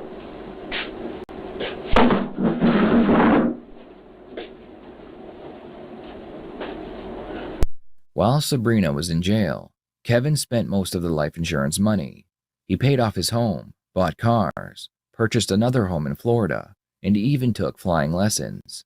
Sabrina started to feel like Kevin didn't want her anymore, so in August of 2013, she agreed to testify against Kevin for his role in Lisa's death. Oh, wait a minute. Hold on. Wait a minute. Let me put my seasoning in it. Do you mean to tell me that this girl was having a relationship with this guy? And how was he able to use the life insurance policy? How did that happen? Was Kevin the stepfather or something like that, or her husband? Because I stepped away and went to the bathroom, so I might have missed that part, because I'm thinking that's the only reason why, right? Or unless she told him that she had life insurance policy and she named him as the beneficiary of that life insurance policy. But that puts a lot into play more about why she did what she did to her mom. If you are in a romantic relationship with a man who's in a relationship with your mother, and you feel that she's the only one that's standing in your way of your true happiness, and while you're dealing with the death of your mom by yourself, he's out there buying house, buying car, and taking taking flights and pilot training. Yeah, I would be freaking pissed off too. Like, that's definitely a sign of a scarred lover, right? But that's wicked. I wasn't expecting that. I really was not expecting that. That's crazy. And here's one of my favorites. Hi, Flower. How are you, dear? Good to see you. Yeah, I'm really bugging right now. Yes, I heard about that, Dallas. That's wonderful news. Shout out to you, sir. Wonderful news. Oh, okay. So I missed that part. She was in a relationship with him. Ooh, the plot thickens. The plot thickens. Girl, ain't no man worth that. Ain't no man worth that at all. It's too much. It's too much. It's too much, Gia. It's too much. Oh my goodness. Oh, and she was a foster child. So, oh my God, can you add insult to injury, right? This woman took you into her home.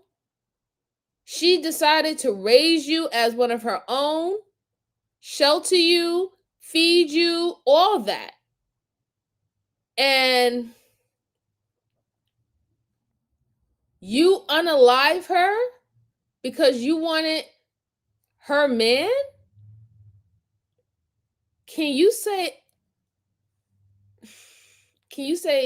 a ingrate? Like, how ungrateful can you be? And entitled too.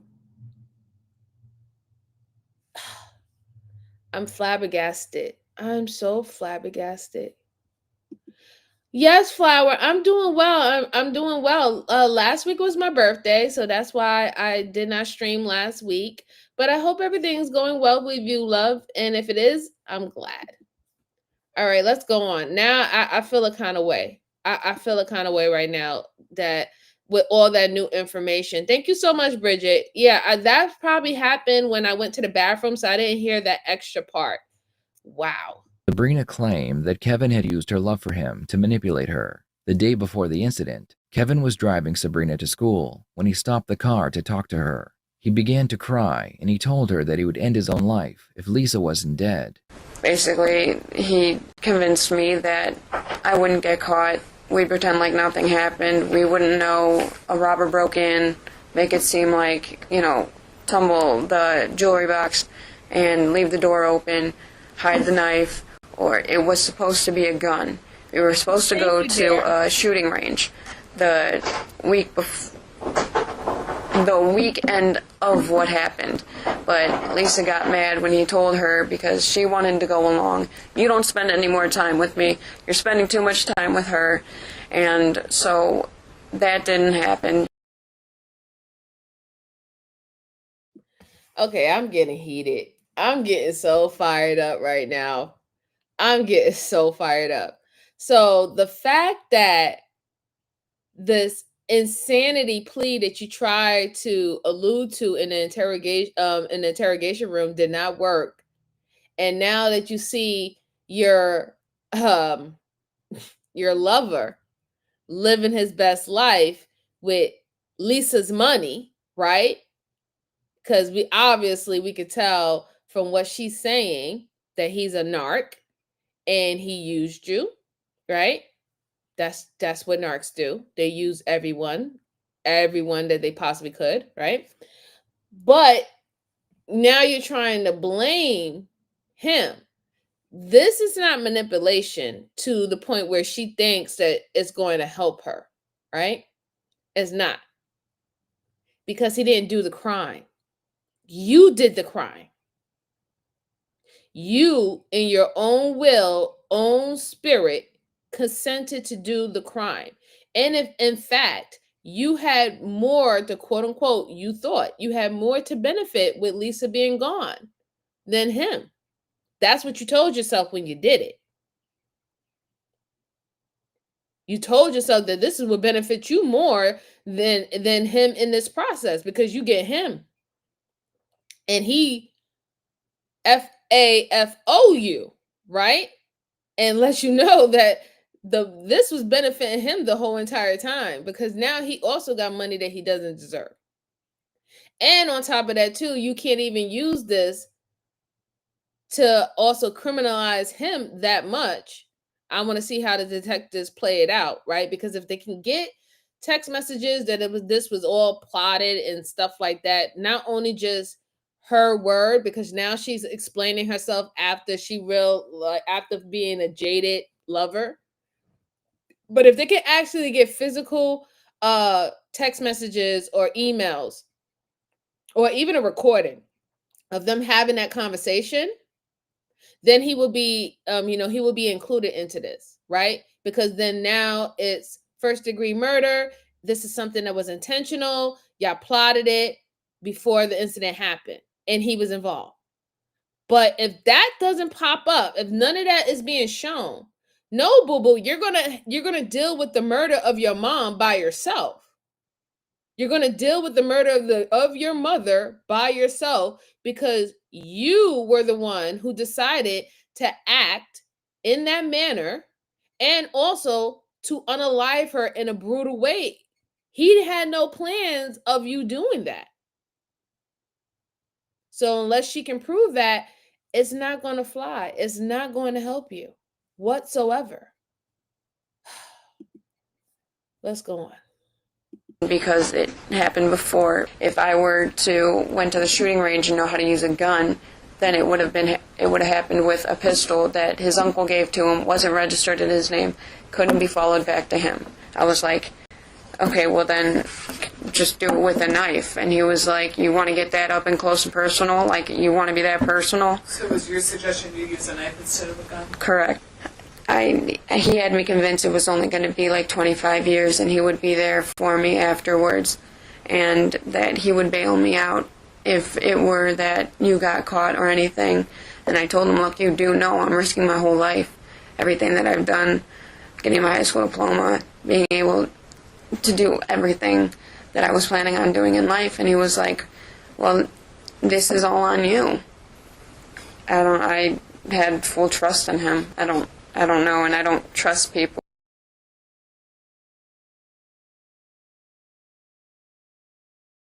I have to come on camera for this one. Girl, we don't believe you. You need more people. After her just saying that statement,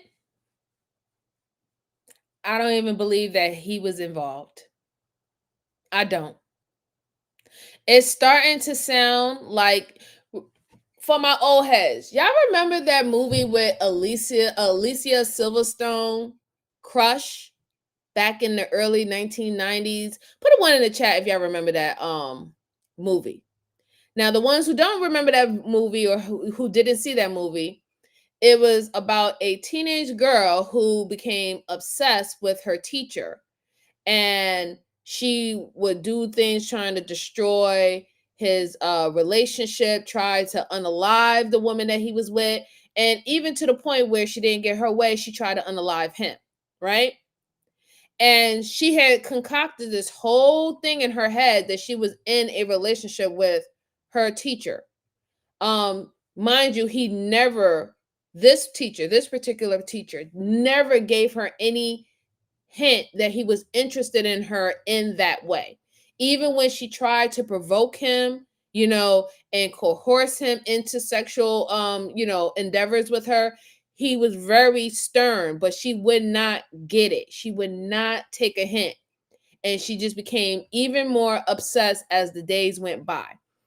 This is starting to sound just like that.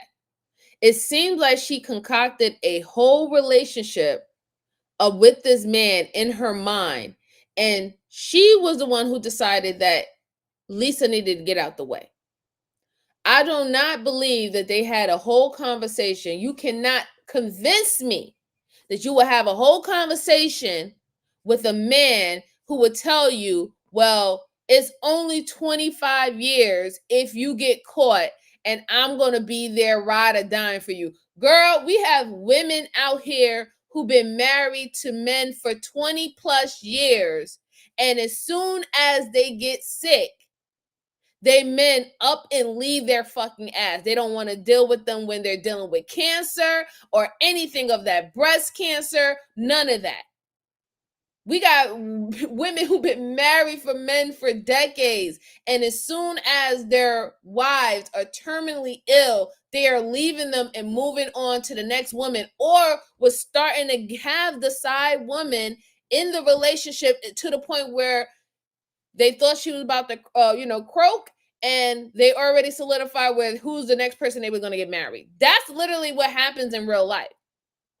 So you cannot convince me that you sat here and you allow this man to say, hey, if you get caught, it's only 25 years to life, and I'm gonna be back. I'm gonna be there waiting for you to ride or die this whole entire time. You cannot convince me.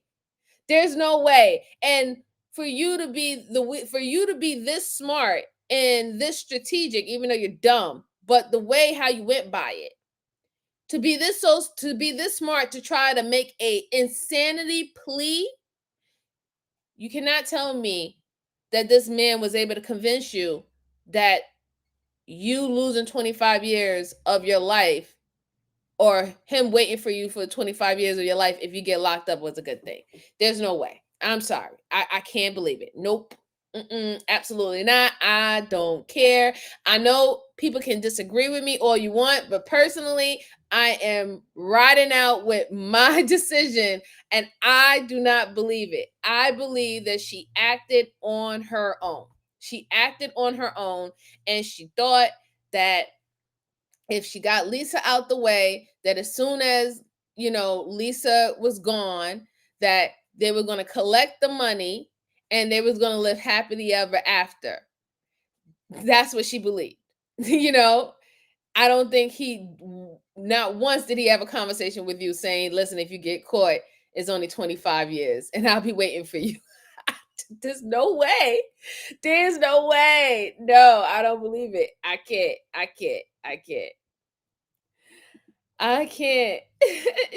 Gia said it does sound like it. Wow. Or she slow. Yeah. Either one. You see, that was the dumbest deal I ever heard in my life. Yeah, exactly. Now I understand why Miss Jalen, you believed her. Because a lot of people are very convincing, right?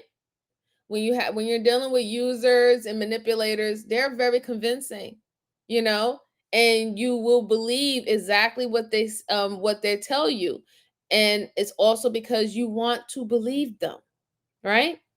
That's the biggest thing about it. You want to believe them. You want to have that high hope that they're really who they are, or they're really going to do what they say they're going to do.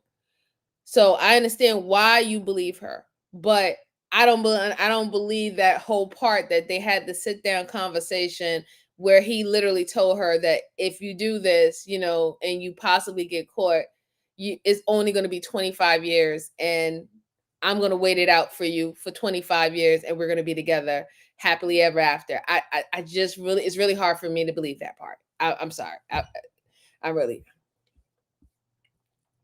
See, Miss Jalen said they were actually together for real. I'm sure. I do believe that they were together. I do believe that they were smashing. I believe they were smashing. They were smashing under Lisa's roof, right under her nose. But I don't believe the part about him saying, "Hey, you're gonna take this bid," because think about it, if he's with her and he needs to really get rid of her, why he ain't do it? If it was that dire need that he needed to get rid of her because he needed the money and he really wanted to live happily ever after with the foster daughter, why he didn't do it? He had many times to do it. I don't know. I just really don't believe it. I don't believe everything that she say. I do believe that she was coerced into believing that smashing was love, but I don't believe that he was like, y'all had this whole conversation and he said that to you. I just don't believe it. I really don't. But let's go on. Let's see what else she has to say. Cool. I've never been in love before, and so I don't want to say that's what I blame it on, but that's the only thing I could think of that would completely blind me from all the hints that were dropped, all the what are you doing, is this not wrong type thing. Because before, I was a manipulator and I was beat at my own game. That doesn't happen. I was blinded. From getting the life insurance that he had on her, $750 some, and we would either get a new house, sell the one we had, pay off the trailer or the cars, whatever, and then either get a house or build a new one. It was all planned out. Me and you will have a perfect relationship. Haley can be raised the way she needed to be. Me and you would have a perfect house, and you'd have everything you'd want. You'd go to college. It was all going to be a perfect lifestyle. So what made you decide to tell us about Kevin? Because for some reason,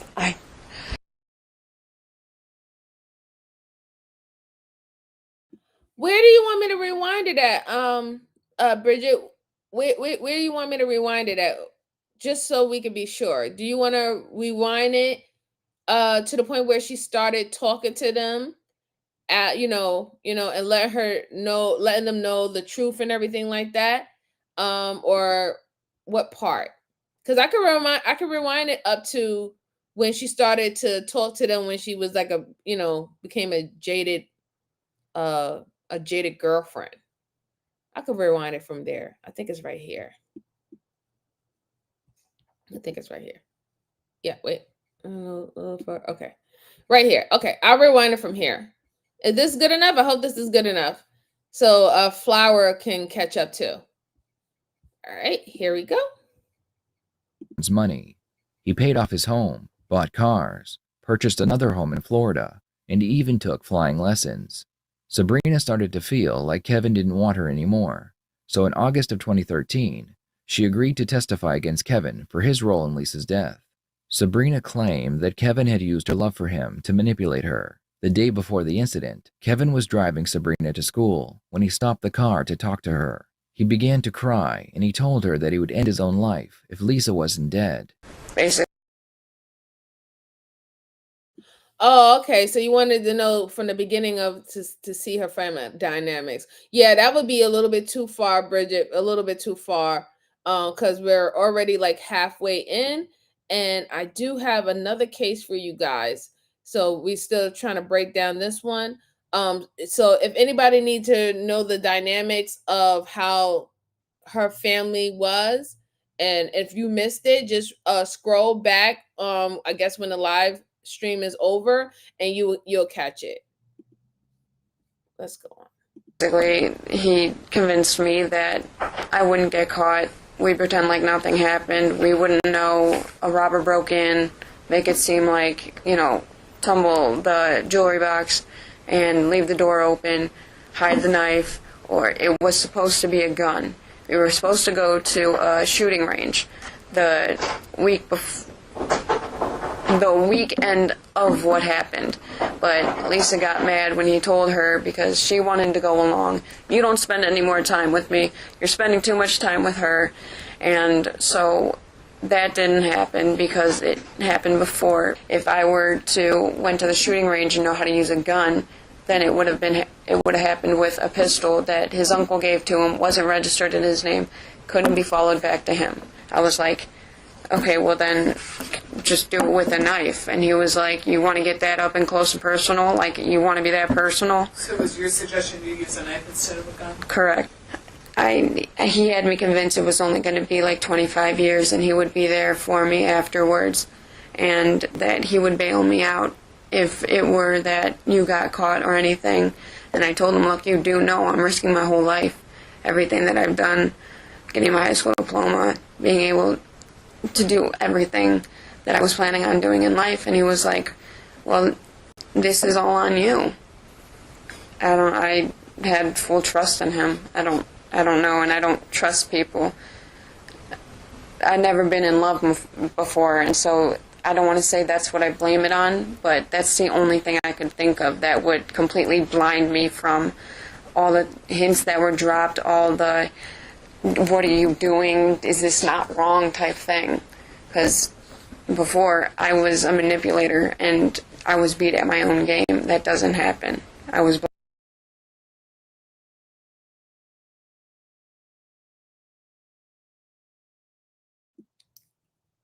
Hi, Sophia. How are you, darling? Hope all is well. Hope all is well with you. Okay, so this is what annoys me, right? Because she just let everybody know that she's a manipulator, meaning that she has always manipulated and she has always gotten her way. And what she's saying is she's not even mad that she unalived her mother, right? Or the foster mom. She's not mad about that. She's mad that she thought that she was manipulating the guy that she was with and she was going to get everything that she wanted and he was the better manipulator. So that's what she's mad at. She's mad because he played the game better than her and he got her in a situation that she can't get her ass out of. She's not mad or has no remorse of that her mother lost her life, that she unalived her brutally in that way, and that the guy ran off with her mother's life insurance policy, living his best life, and it has nothing to do with you. Like she doesn't have any remorse, and that's what she's showing while she's telling her story. You don't care. that you did that to this lady. You don't care at all. This woman that you call mom. You're cold-hearted. And you sit up here and you're trying to say that, oh, I don't want to use love as an excuse. Girl, you don't know what love is. You never knew what love is. You have only loved yourself. Miss Manipulator, Miss Narcissist, you have only loved yourself. You don't know what love is at all. And even with that guy, you didn't know what love is. Because everything was only for your benefit. It was only for what was good for you. And that's why you thought that this was a good idea. It's crazy because she's trying to make it seem that she's trying to blame this guy, and she's trying to make it seem like this is full-on coercion, but it's not. It's not coercion. You was not forced to do anything. You decided to do all of this in your best interest. You were not forced. He did not threaten your life. In fact, you're the one who changed the option of it being an actual weapon to a knife. You the one who made it even more personal, which shows the animosity that you had against your mother, because she had the man that you wanted.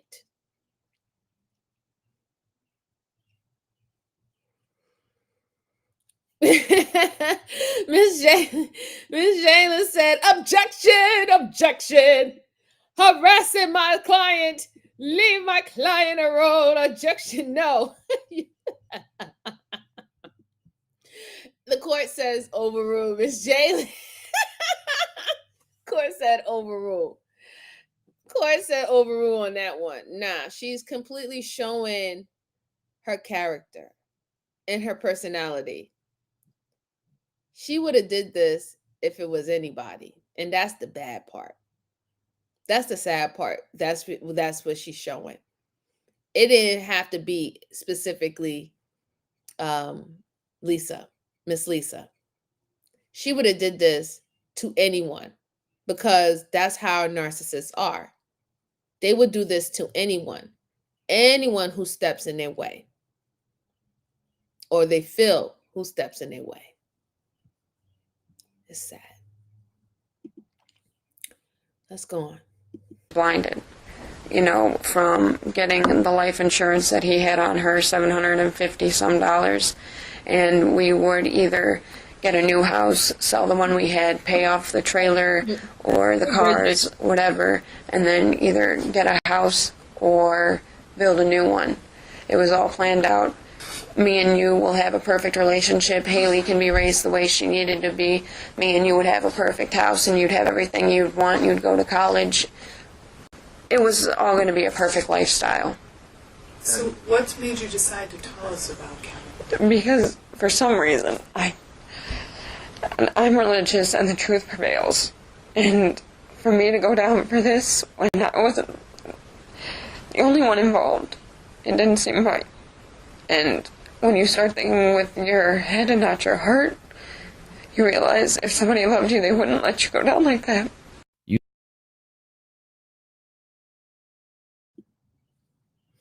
You gotta be... You gotta be freaking kidding me. Lady, how dare you?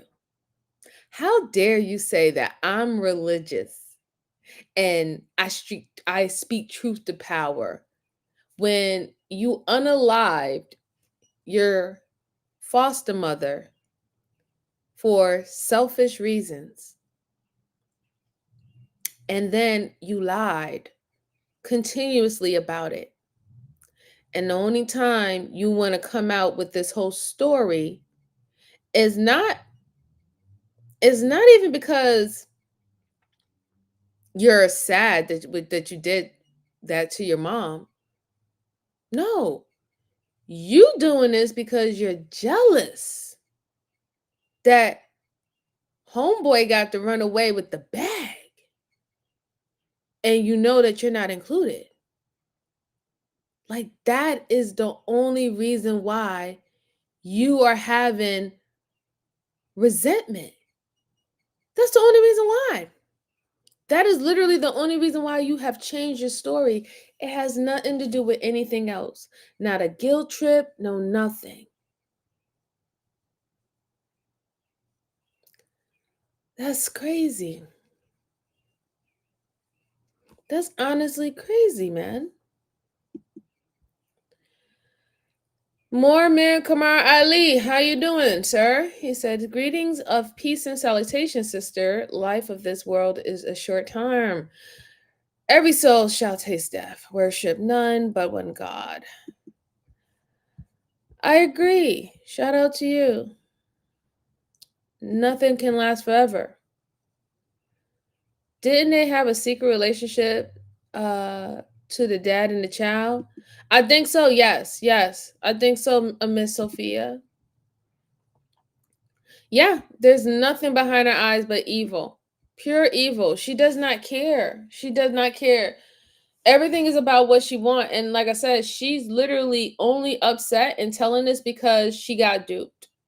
Not because it's the right thing, not because she has remorse, not because she feels guilty, not because she's having nightmares at night for what she did. It's literally because homie went and living his best life, and she know that he went and took that money and he's going to get somebody else while she's about to sit in prison, in jail, and rot in jail. And she doesn't, and she figured that that's not fun. Now all of a sudden, that's not a good look. Oh my God. Wow. Yeah, she is so horrible. Yeah, man. It hurts me that she would do this to this lady, man. Let's go on. Using Sabrina's testimony, Kevin was indicted and arrested and brought in for interrogation. I want to get your side of the story, and I want it to be truthful. You know, when I go back to my bosses and that's. But you're not leaving your client alone, Miss Jalen. If if you gave us a statement as to what we already know, and if you're remorseful for being involved in this, so. Okay. Obviously, Kevin, Mr. Walt told you some things that we have an indictment against you. Okay, and we would like you to talk to us to give us some insight on some things. We have a lot of facts as to your involvement in this case, and we would like to know your side of the story on what happened. Why don't you start at the beginning, Kevin? When did Sabrina come into the house, and how did that all unfold that you became the caretaker? You and Lisa. Kevin explains the events leading up to Sabrina becoming their foster child. At first, she struggled with the rules, but then Kevin says he made her a deal. If she was good, she could stay with the family. Better straighten up, she better start listening, she better not be smoking. I laid it on the line to her from the get-go, telling her that what we were willing to do to help her, as long as she followed the program, she was more than welcome to stay in her house, even after she was out of care, as long as she stayed in school and followed the program. But then I also told her, I said, as I do with my kids, that if you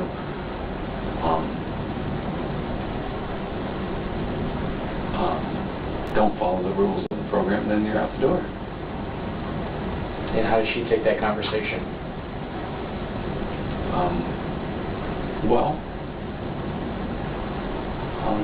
She liked the fact that we were willing to, let her stay with us. Because she was really nervous and worried about being out on her own. What was Lisa part of this discussion, or was it just you and Sabrina? So there's two things I want to point out. Ms. Jayla said, I understand, but when you're a druggie, they don't think straight. I understand that too, but she wasn't drugged when she committed the act. According to her own words, her testimony, she only took ibuprofen because she had a headache.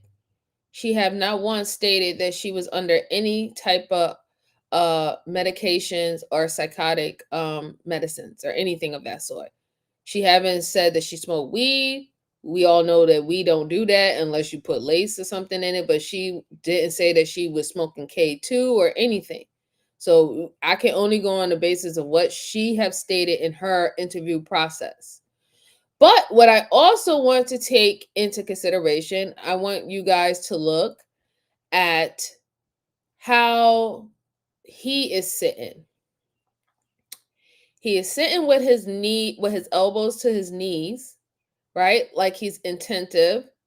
He's trying to make it seem like he's not nervous and that he has no involvement or he doesn't necessarily know what they're talking about, but he is fidgeting his hands.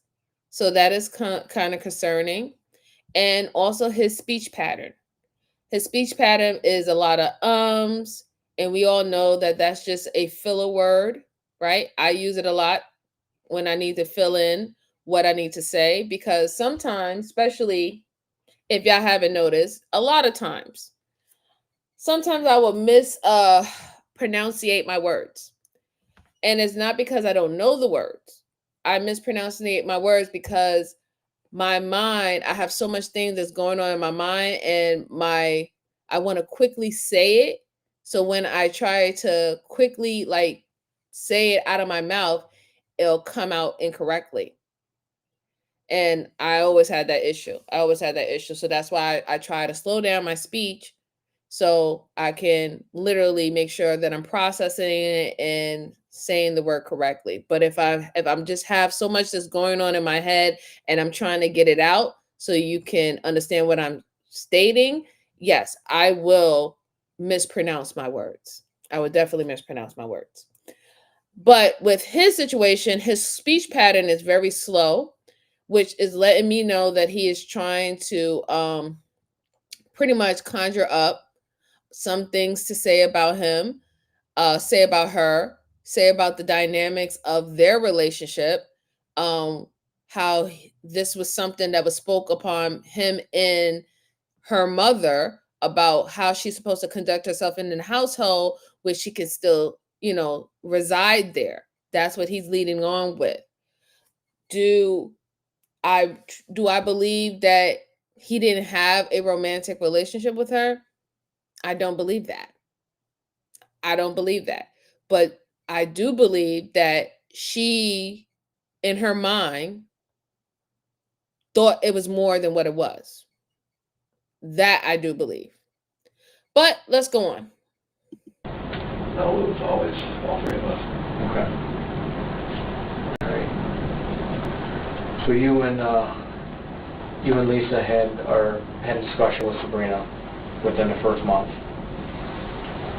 She goes to this Lake Academy or something similar over there at the Willoughby Tech Center for her 10th grade year.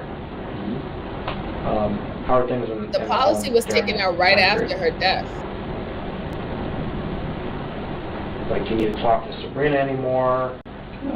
On and off. On and off? Okay. And how was she during Christmas?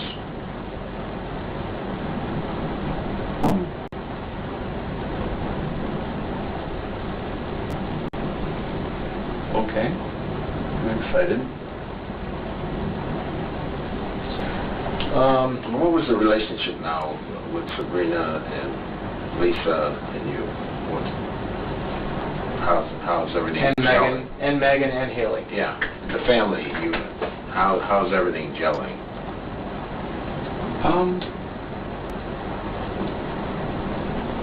Had its good days and had its bad days. Tell us about the good days. The good days, everything went smooth. There was no problems. Kids did what they needed to do.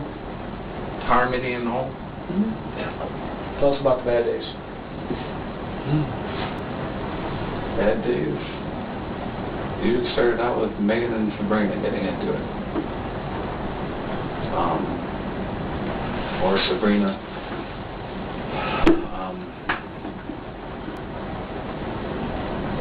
Either not getting her way about something and reacting to that, or doing something wrong and having to be gotten after. And who would step in and correct her? Would it be you or would it be Lisa?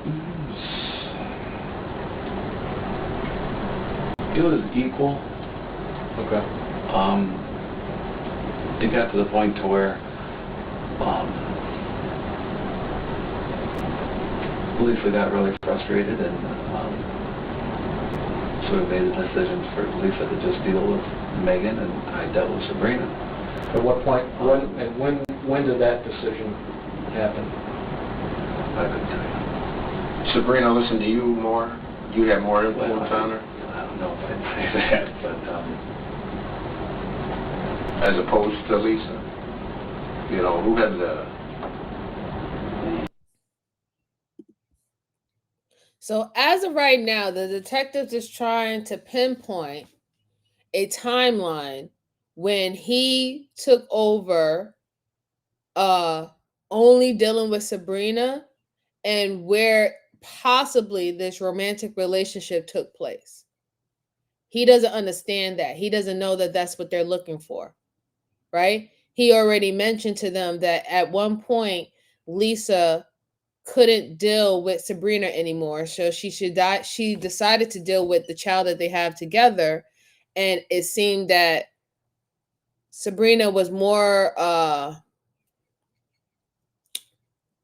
guess, agreeable when it came down to any authoritative or directions that was coming from him than from Lisa. But that doesn't necessarily mean that they actually had a relationship. So now they're going to start bringing on the heat. They're trying to establish a timeline when their relationship started to flourish, and they're going to start asking the questions of the actual sexual relationship. Let's go on. I was able to get through to her better, I believe.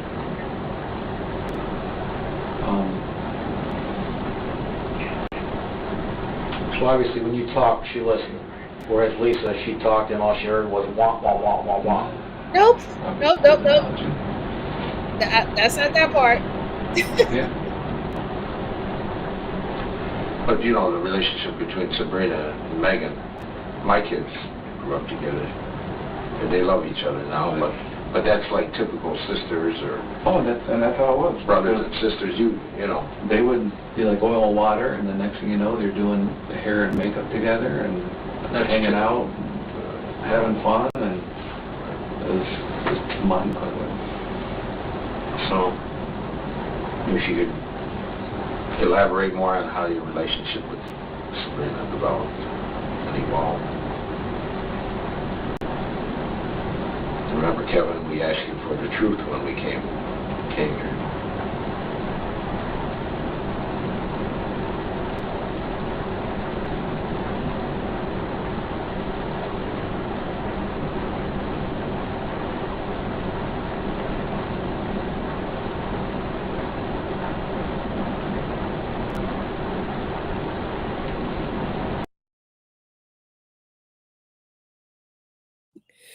That wasn't me, guys. Did y'all hear that deafening silence that Kevin was giving the detectives? They asked him straight out about the death of his relationship with Sabrina, and he gave the most eerie silence. You could have heard a pin drop in that interrogation room. That is a dead deal that something did evolve in their relationship that was outside of a parental relationship. Because a person who knows that they were not, trying to have any sexual endeavors with that person will be quick to say no. We just had a, big brother, little sister type of dynamics. or a parental dynamics. We always kept it cool, clean, and funky. He did not say that. Now I'm about to hear what he has to say, but the silence, the pause says everything. It says everything. Woo, that is some sick shit. Sir, you gotta be one despicable son of a gun to try to smash your woman's foster daughter in her house. You gotta be one, excuse my language, but I'm about to say it. You gotta be one sick fuck to think that is acceptable behavior. To think that that's normal.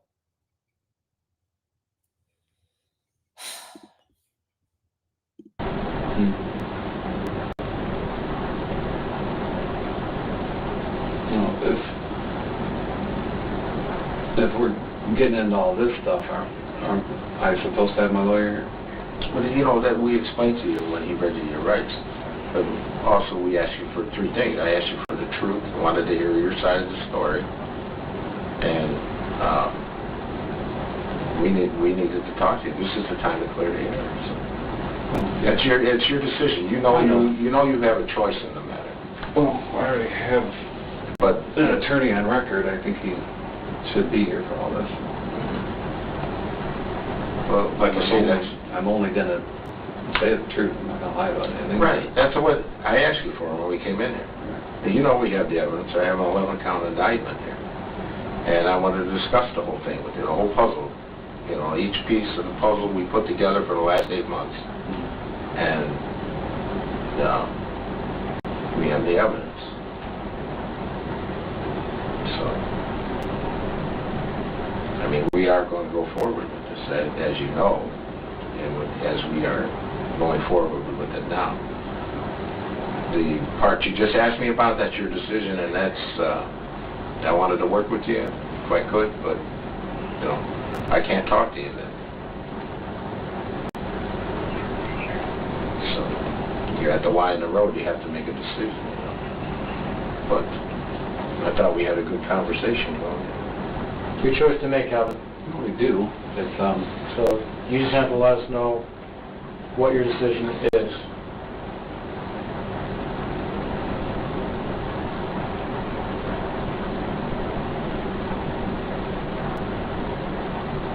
I should have the lawyer.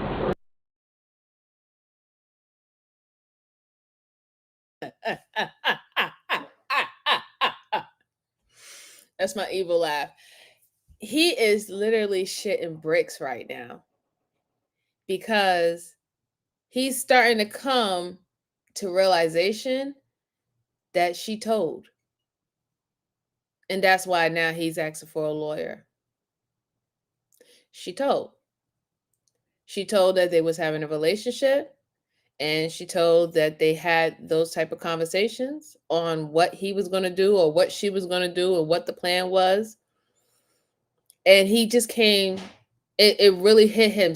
Reality really smacked him in his face that, this love sick puppy girl that you've been able to manipulate,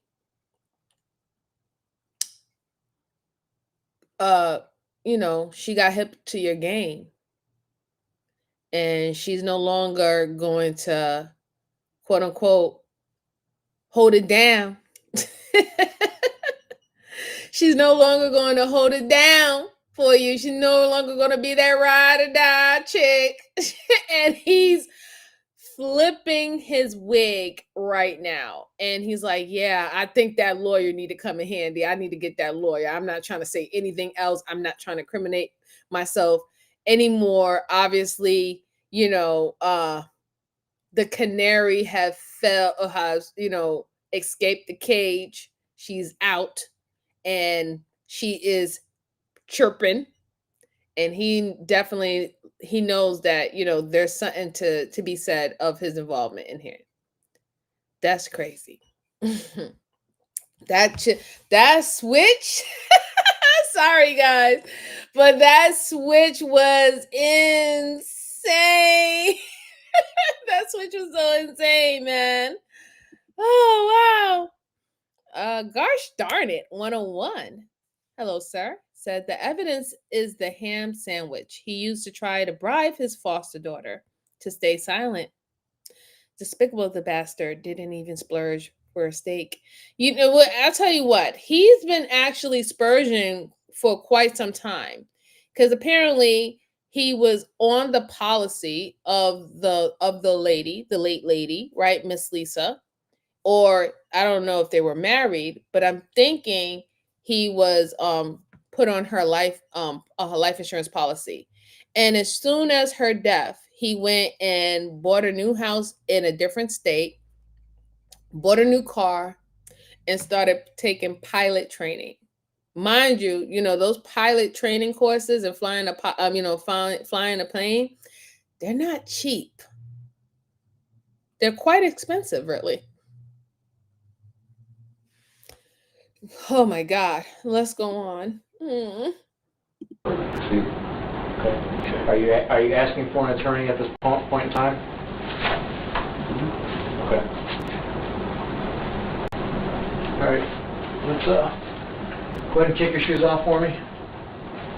Catch down. Just put your hands right on the wall.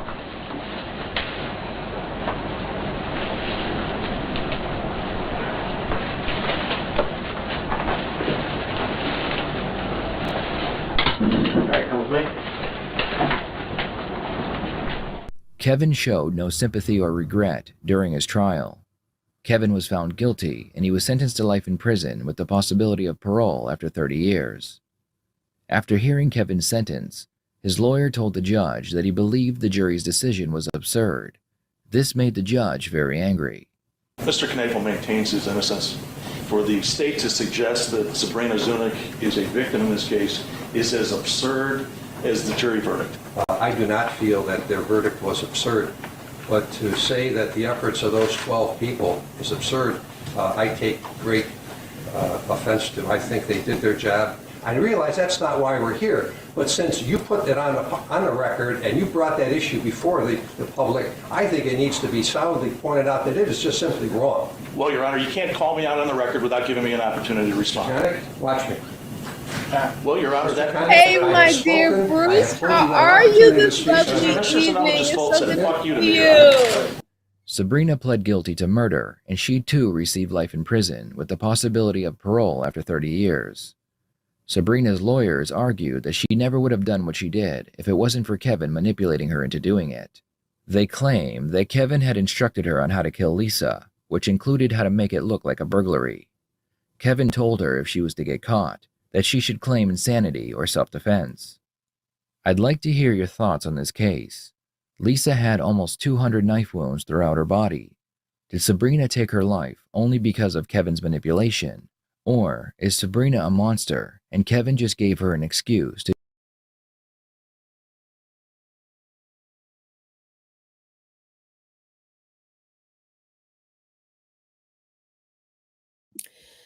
So, shout out to Red Tree Stories. I love their channel. And Red Tree Crimes. I love their channel. Shout out to you. You have very good things for me to review.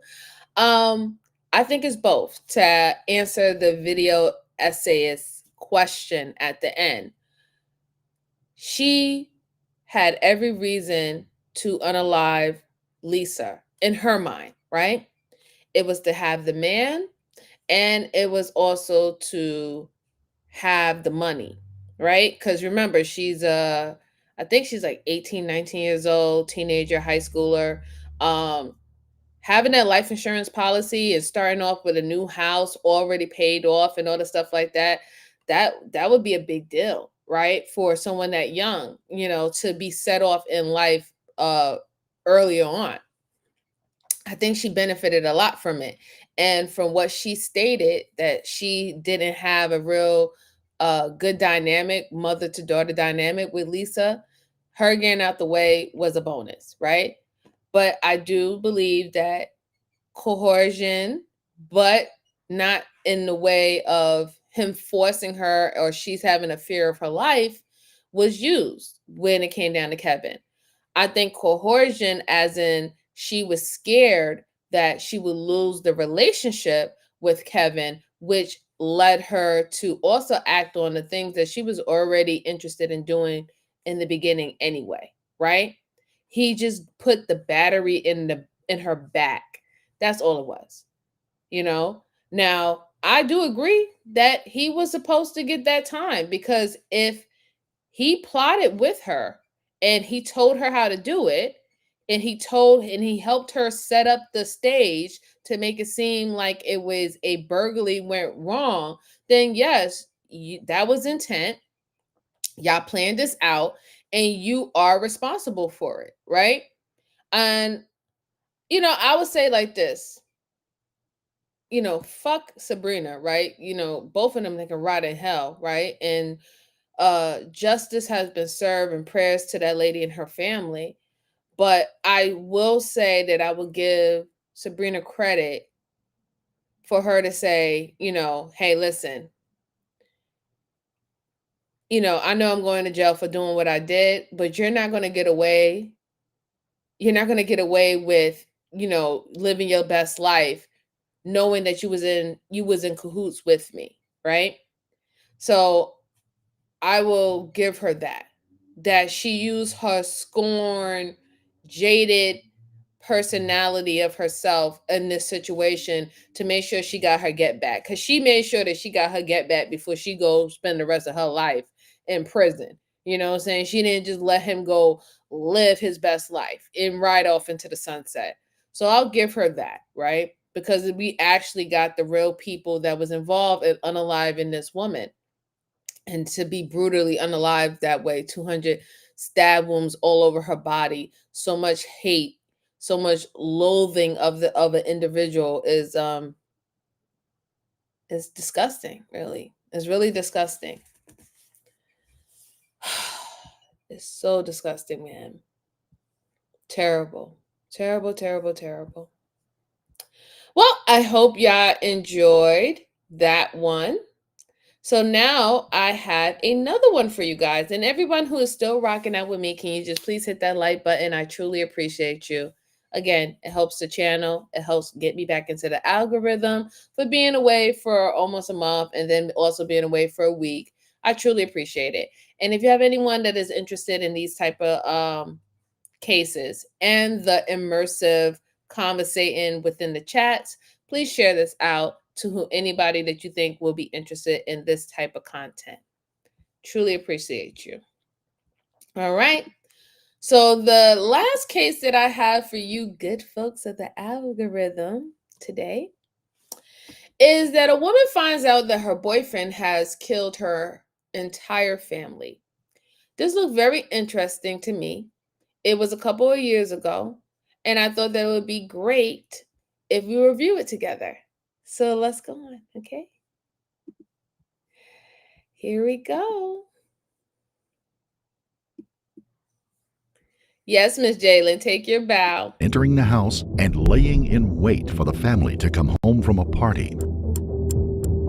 What would happen next would leave a community in terror and lead to an international Thank you, darling. I appreciate Join us as we look into that horrible night and what led up to it.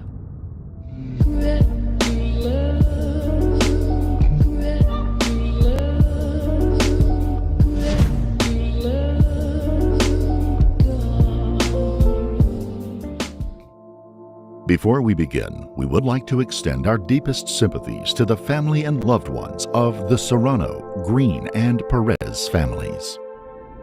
It's just after 2 a.m. on the day before Halloween when a call comes in to the Arapahoe County 911 Center.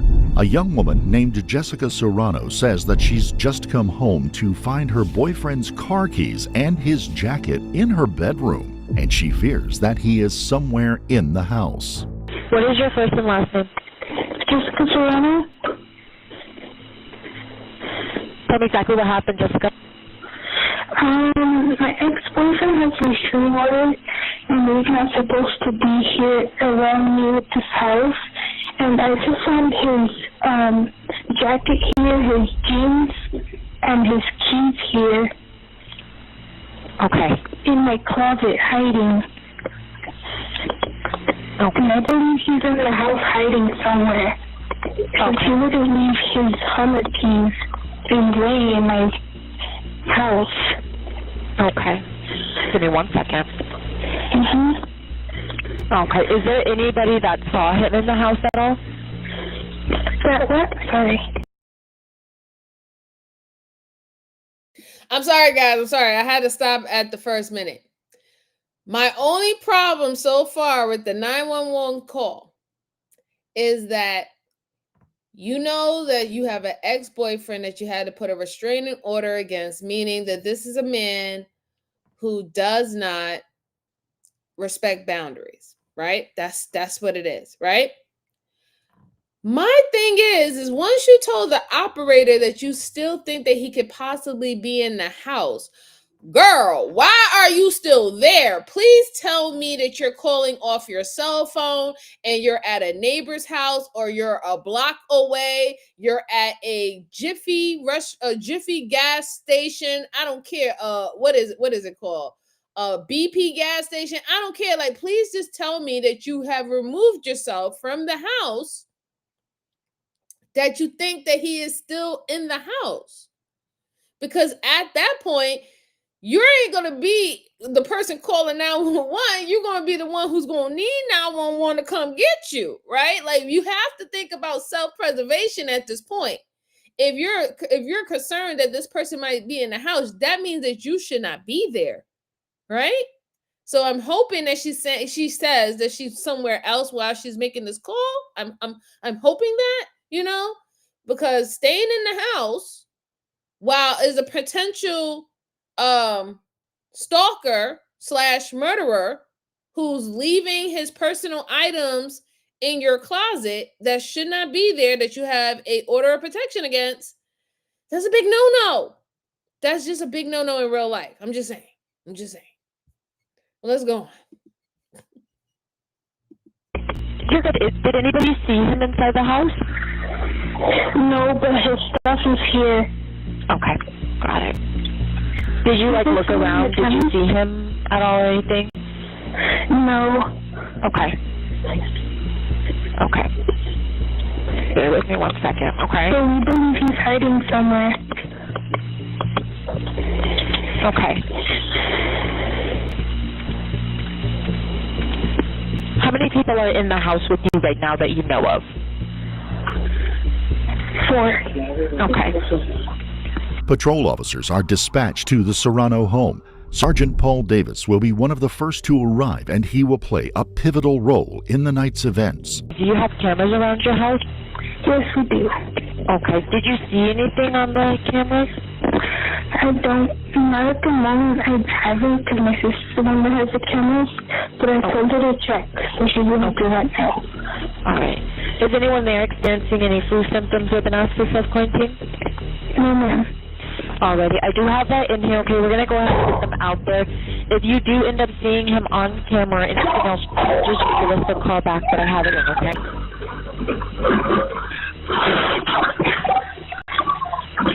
What's going on, Jessica? Oh my God! There's shots fired at my house! Okay, what's going on? I don't know, I can't lost myself in the restroom.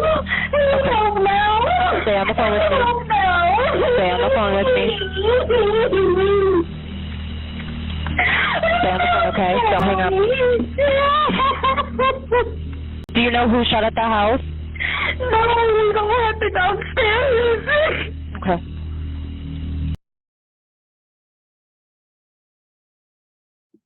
This is terrifying.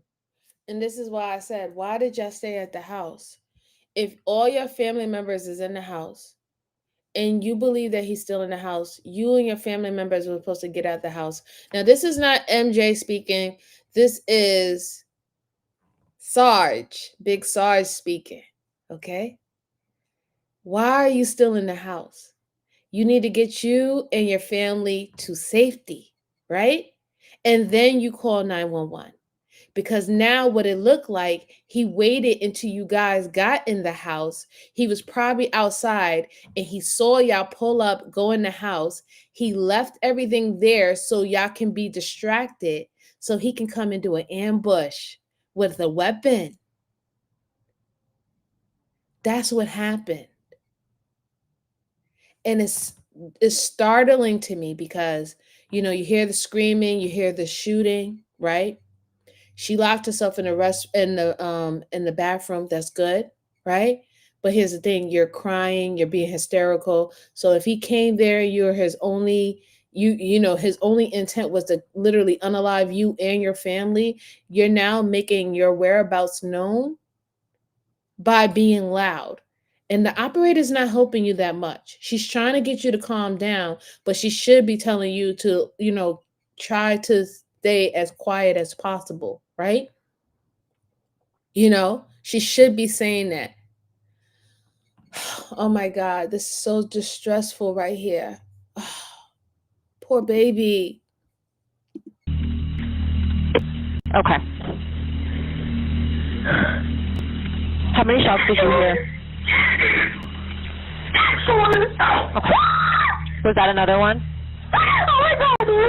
Okay. Okay, stay on the phone. Stay away from the doors and the windows, okay? Okay, where is everybody else?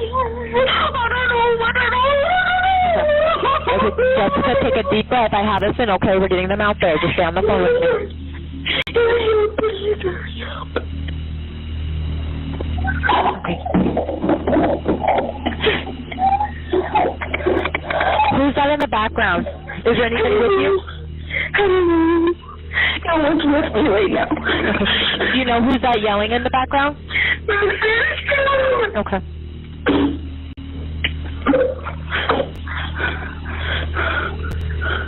Stay on the phone, okay? Which room are you in? Are you in the bedroom or the basement? The first room? Okay. I need you to get down on the ground, okay? Get on your stomach for me.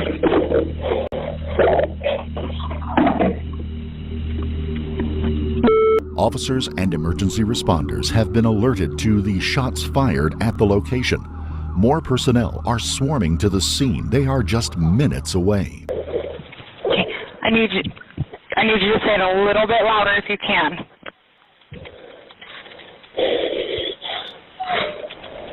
Ma'am, can you say your address a little bit louder? I don't think she's that young.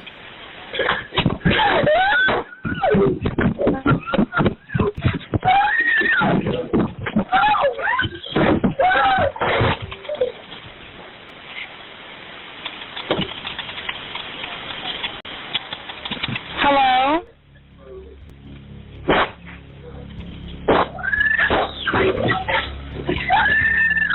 Ma'am?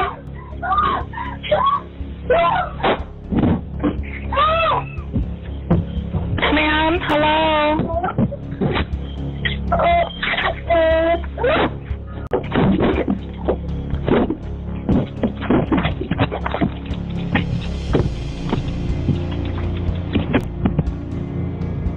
Hello?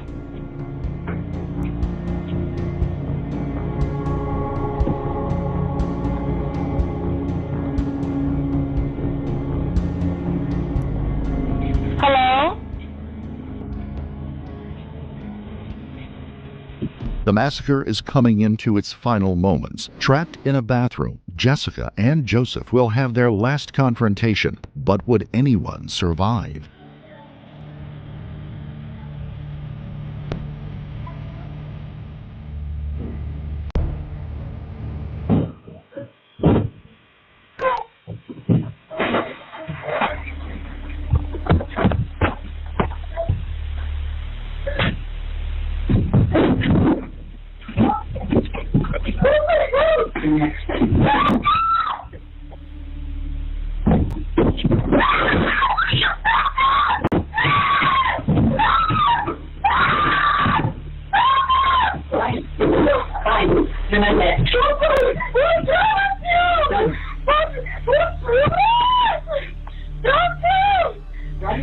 here. Just that.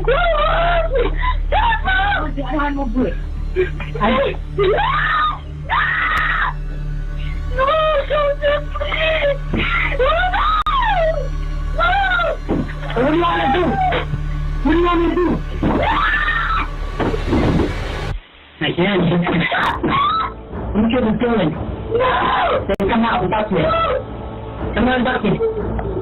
Now! No!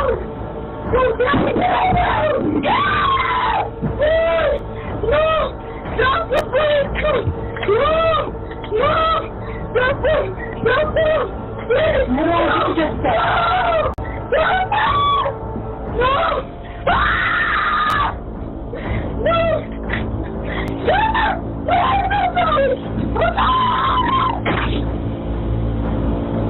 As Joseph kicked the bathroom door open, Jessica was able to grab him and throw him into the bathtub. She bolted from the room and out of the house. Just seconds behind her, Joseph chased her first into the home's backyard and then back through the house into the street. Jessica would first attempt to flag down a car that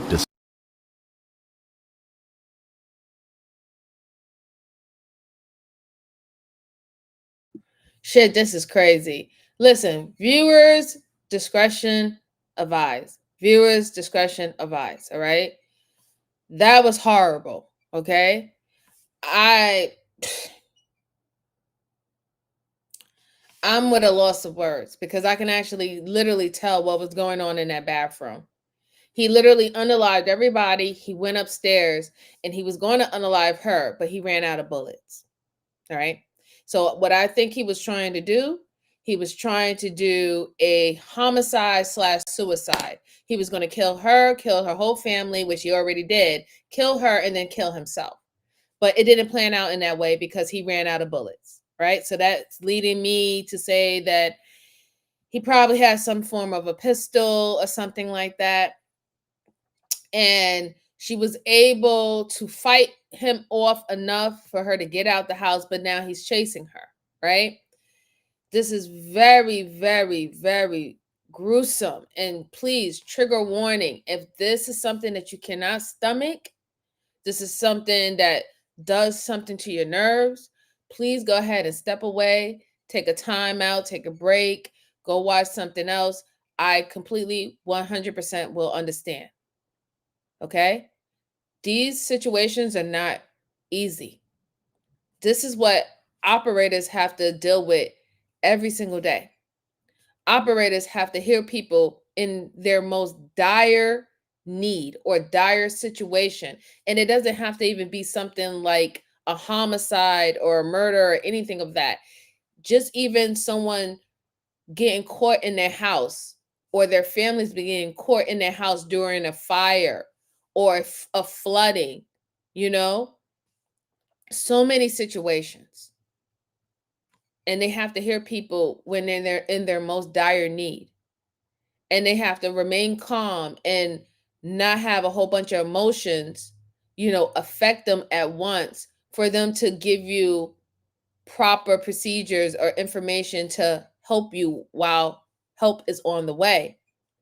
And this is why when you're a operator, they tend to have to go to therapy because this can actually take a toll on them, and it can take a toll on them in two ways. It can either make them very numb and cold to any worldly situations, or it can affect their personal life, as in they can't attach to the people that they're supposed to attach to because they know that is always a possibility. Something that we take for granted in our real life is when we don't have to deal with dire situations 24/7. And we can live in this bubble where we're not hearing people losing their life, getting cut, getting stabbed, getting shot, having burns on them and all the stuff like that. We live in this bubble, and we have done a good job in society that we have put majority of people in this bubble.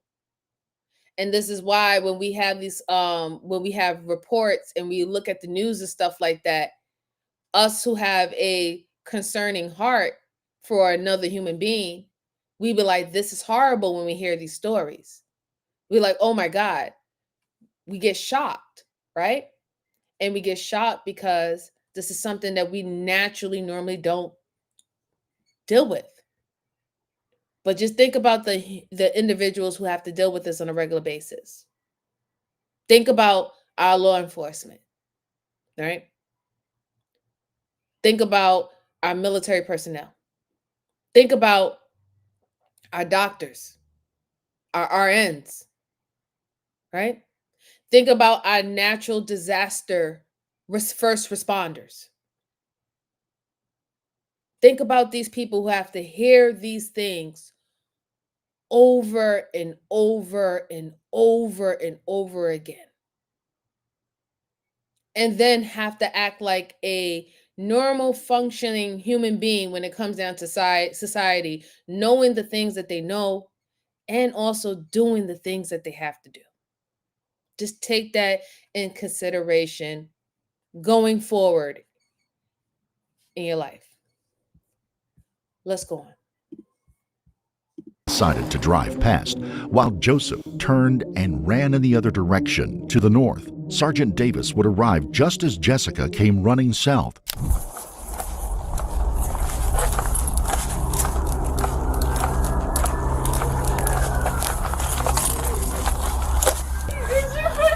Okay, come back here. All right, I'm in contact with female. What's wrong? He shot my family. What do you mean he shot your family? Stay right here. All right, she's telling me he's just shot her family.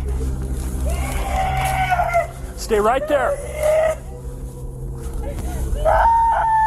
Thank you. Where's he at? Over where? Where? He's running. He's running. She's saying he's running northbound. I'm trying to get more information.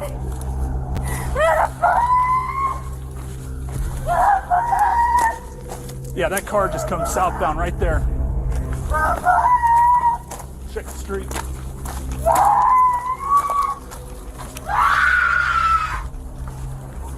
Inside is a nightmare scene. 3 members of the extended Serrano family lay dead. Jessica's twin sister, Maria Anna Green, lays dead from 2 gunshot wounds. Maria Anna's husband, Ken Green, is at the foot of the basement stairs, dead from a single gunshot, presumably the first person killed, ambushed by Castorena. Back upstairs, Jessica's father, Jesus Serrano, lays dead in a hallway, shot twice. Minutes later, when checking to see if the gunman was in the backyard, a 4th body was found, that of Rudolfo Perez, a family friend who had been renting a camper from the family. I've got 1 down, gunshot wound in the kitchen.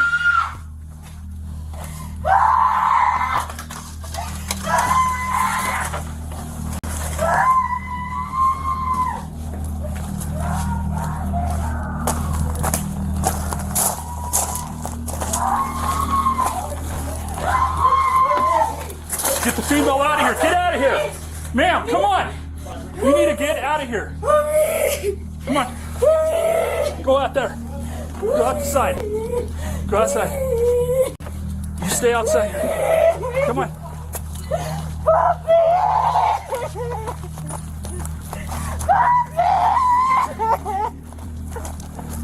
I'm trying to get one. What's he look like? Joseph Castorena. What's he wearing? He's wearing a gray sweater. I don't know. He wanted to kill me too, but he didn't have no more bullets. Okay, you gotta come back over here. I want you to sit right here. Sir. Oh, no. My dad! Mariana! The girls! What girls? They're in the room. I don't know. Okay, stay here. I need you to stay here. The girls. Really does. It hurts. It really does hurt, Patrick. Absolutely. The girls. I want you to stay here. I'm sorry. I just can't believe it. I can't believe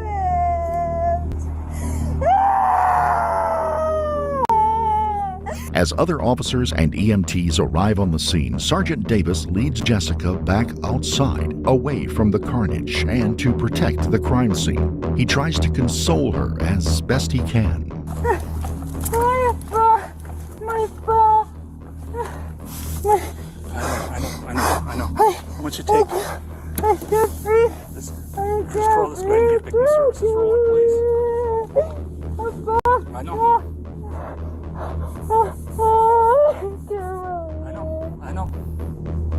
I know.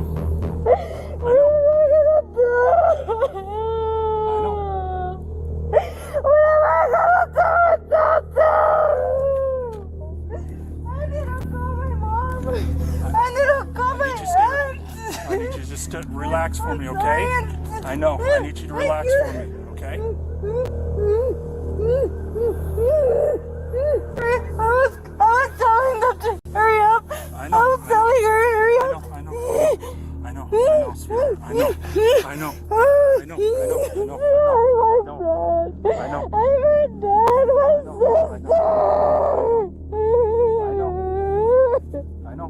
We always called you guys about him, always coming here, doing this and that. You guys don't arrest him.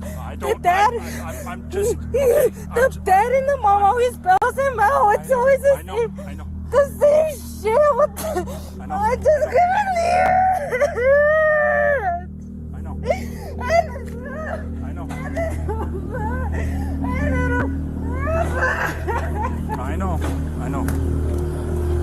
Why? I know. Why me? I know. Why? I know. Why?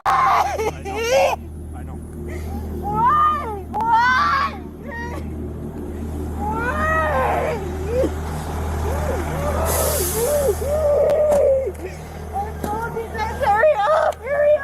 I know. You guys wouldn't listen to me. You guys wouldn't listen. Why? Once she is settled just a bit and others are able to assist her, Sergeant Davis leaves Jessica behind and re-enters the crime scene. He was the first on scene and one of the most senior officers there at the time, so he takes an active leadership role in the efforts.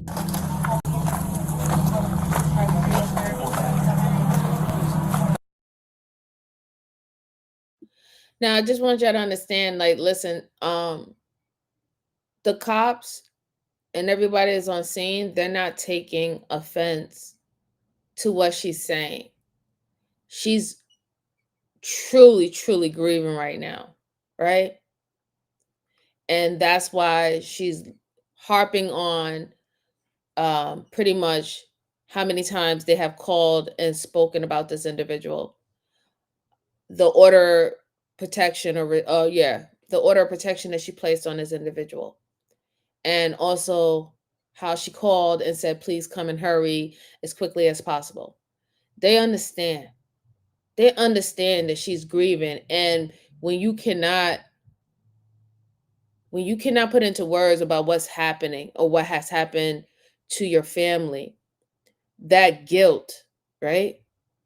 The guilt that she feels, you tend to, the way that you try to make sense of it all is you start to pinpoint of things that could have done, should have been done, and shoulda, couldas, and wouldas, right? That's all a part of the guilt process. It's all a part of the guilt process. So they're not taking offense to it. You know, they're not taking it to heart. They know that she has to deal with it. And a lot of it is also her probably feeling guilt too.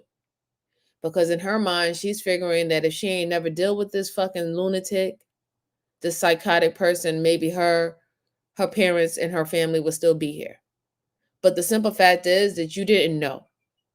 You didn't know that this person was like this. And then when you did realize that he was dangerous like this, you did the right thing.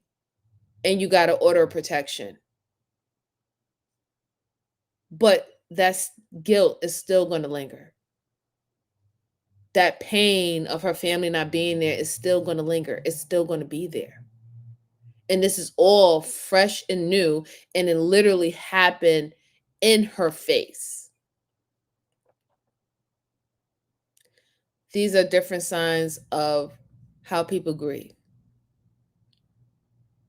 And she has a long road ahead of her.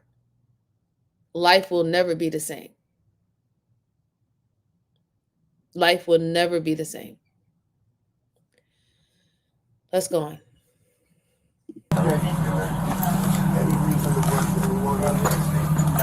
So, dispatch. There are two. How many do we have in there? Children inside that bed that are they're good. Untouched. Okay, so Kids don't need anything. Kids don't need anything. I'm here, Sergeant. Mom of these two little ones. I think those are her sister's kids. Oh, there you are. Yeah, I think those are her sister's kids. So. Well, there's the sister. She's dead. So, can we get those kids out? Yeah. We're gonna hold here. Yeah. We need to work on getting those kids out. That lady. We're gonna get them out a different way than this. Charlie would take care of those two kids. Okay, we need to do it. Okay. Post haste. You want us to leave any stuff in there? Probably have we. Where we asked for? Have we done a backyard? We have not done a backyard. No, because she came in after I came in here, and I had to get her out of here. Okay. So I did not do a backyard search. How many fire do we have? If she takes those two, you're gonna grab the blanket from the. Is there any way to get them out of here without having them see? Let's wrap them up in blankets. Yeah. We'll probably just go out this way, cover eyes and head. We'll take the children's. Well, right now, head to toe, they're okay. Yeah. So they're green. Okay. I'm grabbing a blanket. I'm gonna hold it. Okay. Will you both transport in yours? Yeah, I'm just gonna hold the blanket here. Then. You're taking them to the hospital, right? Yes. Okay. The two young children and Jessica are taken to a local hospital for treatment. While none would show any physical wounds at the time, they were each undoubtedly traumatized by the event. Each would also be placed under protective custody in the hospitals as Joseph was still at large. There was still the question of where Joseph had gone. He was on foot, barefooted, and it was cold that night, and many of the yards in the neighborhood, like the Serranos, were fenced in. There could only be so many options, and one of the most likely was where he lived, just a few blocks away from his parents' house. Police cordoned off the entire neighborhood, hopefully before Joseph had a chance to escape, and a group, including a canine handler, descended on the Castorena household. Sergeant Davis headed over to the Castorena house to lead the efforts. Here's the deal. I'll be straight up and honest with you.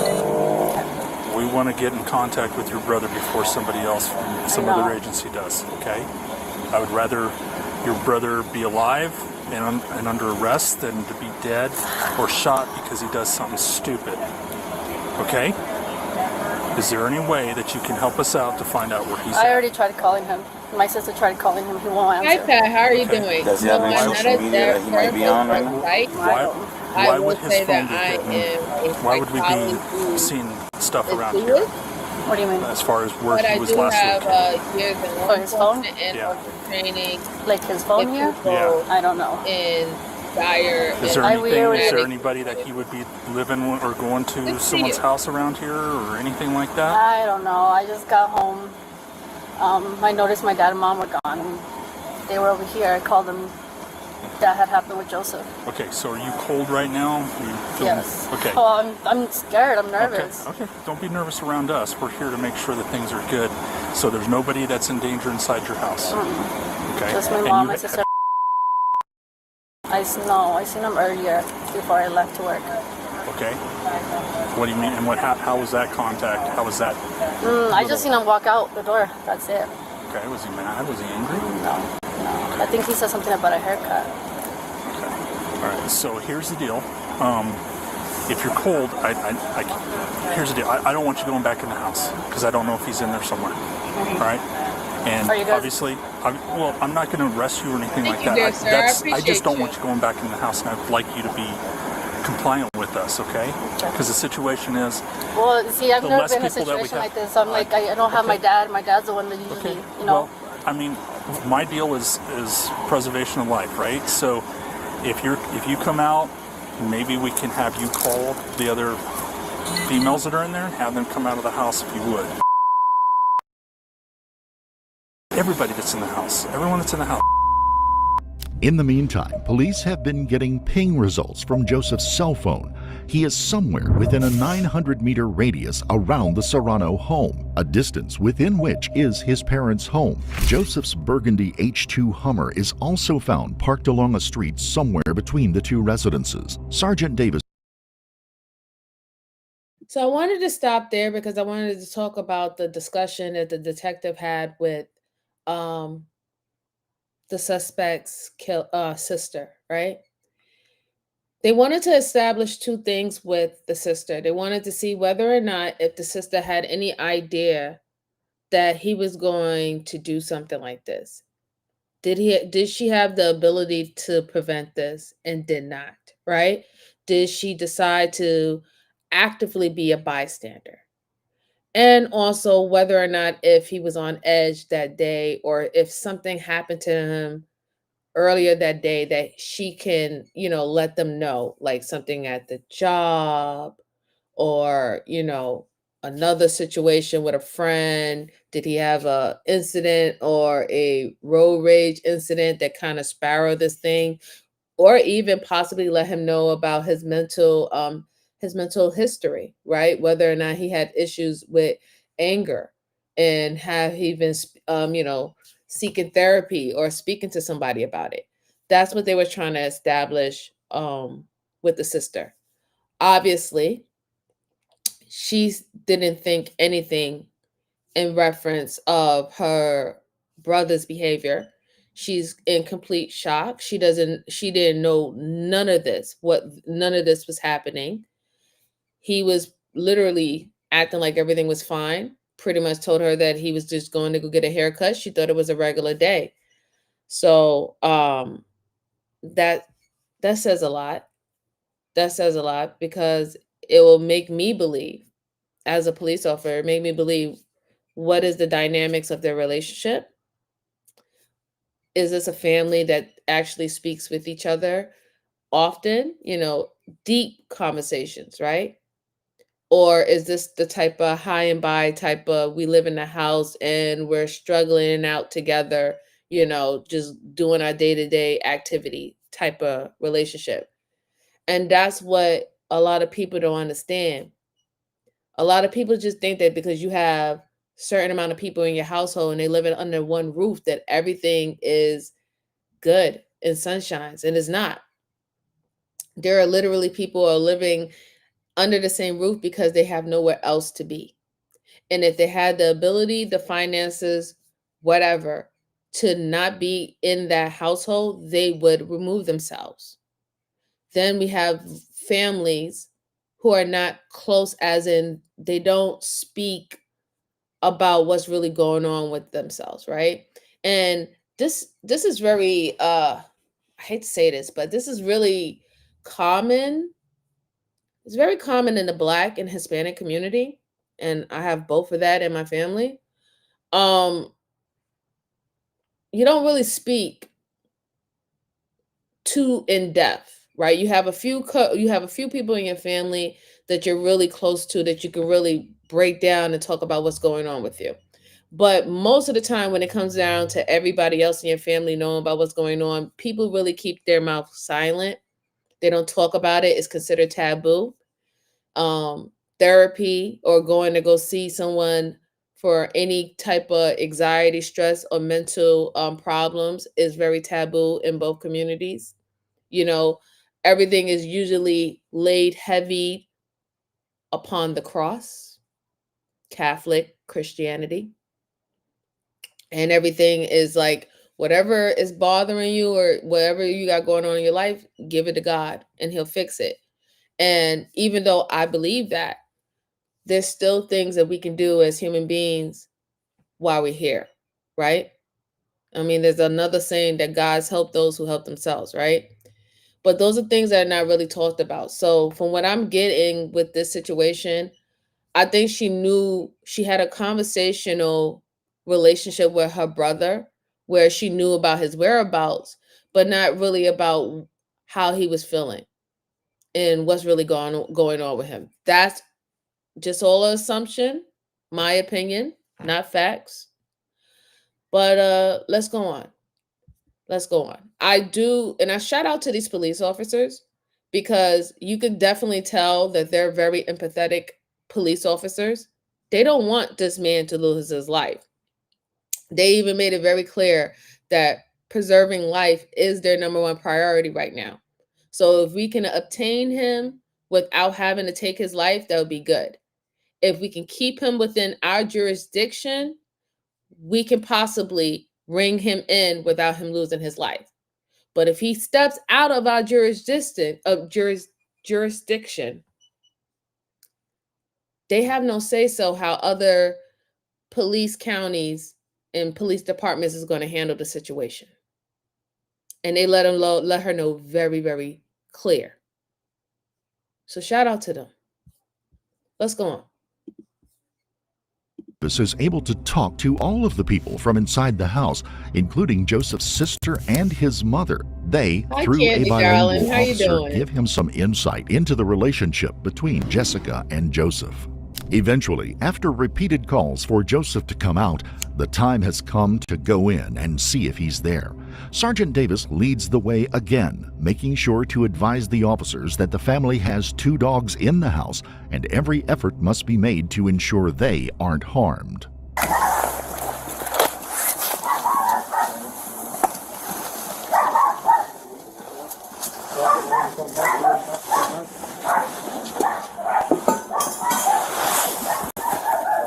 Okay.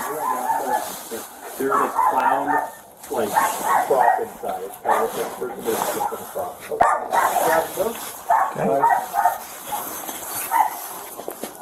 Door is open.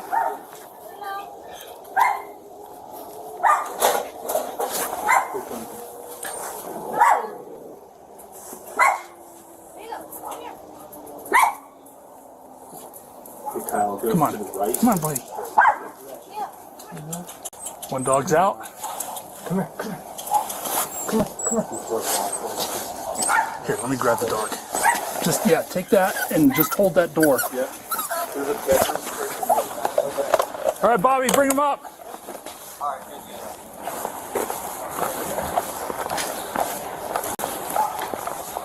Stay right there, boys. Just hold that door. Got the other dog.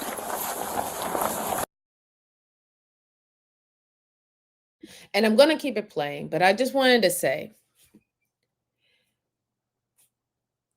there is no most dangerous time for a police officer on a job than having to deal with this particular type of incident. They are literally going in blinded. They don't know if that person has a gun. They don't know if that person is planning on using a gun on them. You don't know if there's explosives in the house. You don't even know if somebody else is there to help assist this person to get away. There is no more dangerous time for a police officer at this moment. Their anxiety and them wanting to go to fuck home, excuse my language, is just as high as the person who is afraid of them being on the outside of that door. It is a horrible situation for both parties involved. And I think sometimes we don't consider that. Okay? Sometimes we don't consider that. Oh, thank you so much, Bridget. I truly appreciate you. I hope you enjoyed it. But let's go on. I know it's getting late, guys, and I truly appreciate everybody who's still rocking out with me on a Monday at 8 o'clock Eastern time. Let's go on.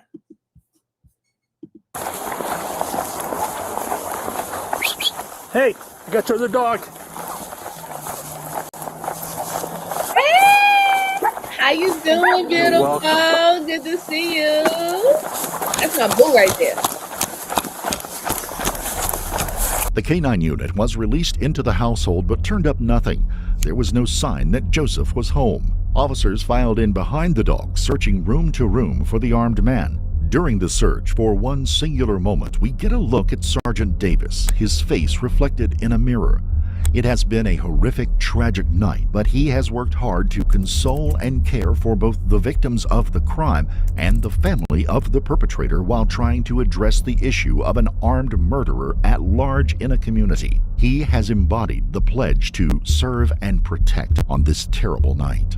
Somehow Joseph made it out of the cordon. Throughout the early part of the incident, police in the area reported hearing a loud truck roaring around the cordoned-off neighborhoods, and gunshots rang out. Could someone have been attempting to provide a distraction to give Joseph a chance to slip out? Could he have had an accomplice? Could he still be in the area? His phone was still pinging in the 900-meter radius between the two houses. Joseph's phone was eventually found in the backyard of the Serrano home, apparently dropped or discarded at some point. Evidence also suggests that he had returned back through the house, hopped the rear fence of the property, and made his escape in that direction.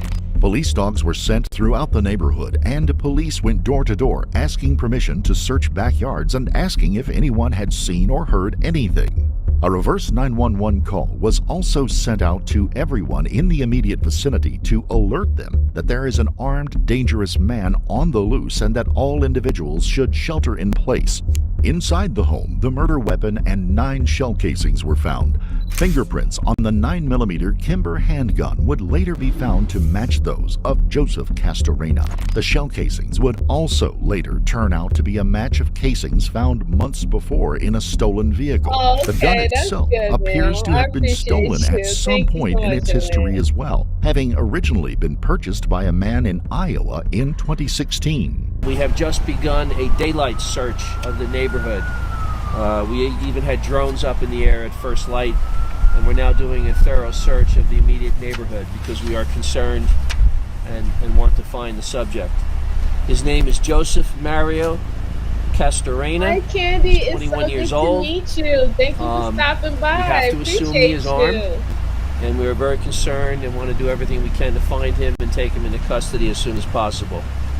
His photo has been released on APD social media. If you look at it closely, you will see that he has a very distinctive lion tattoo on the left side of his neck. We're obviously requesting the public's assistance and the media's assistance to find him. If anyone sees him or has any information about his whereabouts, we ask that 911 be called immediately. He has a history involving domestic violence, and I don't have all the details. I'd rather not go into that, but this was an accumulation of events here that led to this. So yes. Did this have anything to do with the custody dispute? Because that's what some relatives have told us. Well, the children of the suspect and his domestic partner are not even in state. They are elsewhere with family and safe. Interim Police Chief Daniel John Oates explained that there had been a long-time volatile relationship between Joseph and Jessica. It might be worth it to take a moment to look at that relationship.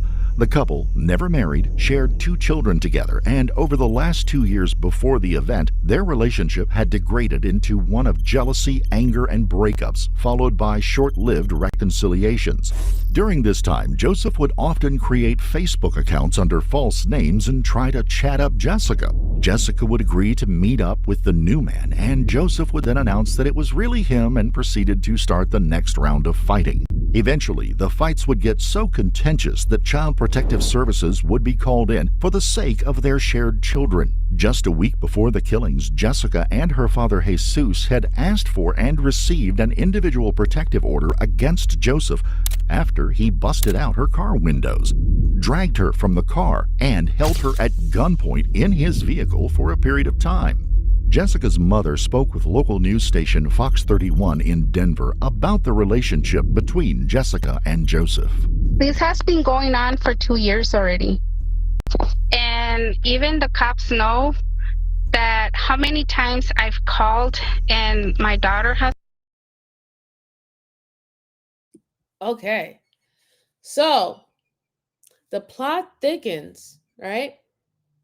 The plot thickens. The mother is not there. The mother lives somewhere else. So that means she's separated from her father. And Jessica decided to stay with the father and her sister and their children, her significant partner. That was the setup at the house. So you have the mother who went to her local news reporter and told about how dangerous the relationship that her daughter was in with this particular man that she had children with. Then on top of that, not only do they have record of him creating fake accounts to stalk her or to lure her to think that she was dating or meeting a new guy, he busted out her windows and he pulled her out and he held her at gunpoint. So I'm wondering, is there a arrest report that comes with that particular story? Because I'm wondering how the hell he put a gun to her head. If anything, that's attempted murder, right? He didn't pull the trigger then. But I'm wondering, with that type of aggravated assault, he didn't do no time? And I'm wondering, what did the order of protection say? Was he supposed to stay?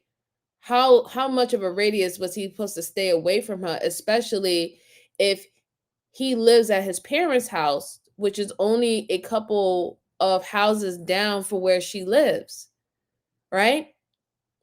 And of course, when you're dealing with someone who's a psychotic individual like himself, order of protection don't mean nothing, right?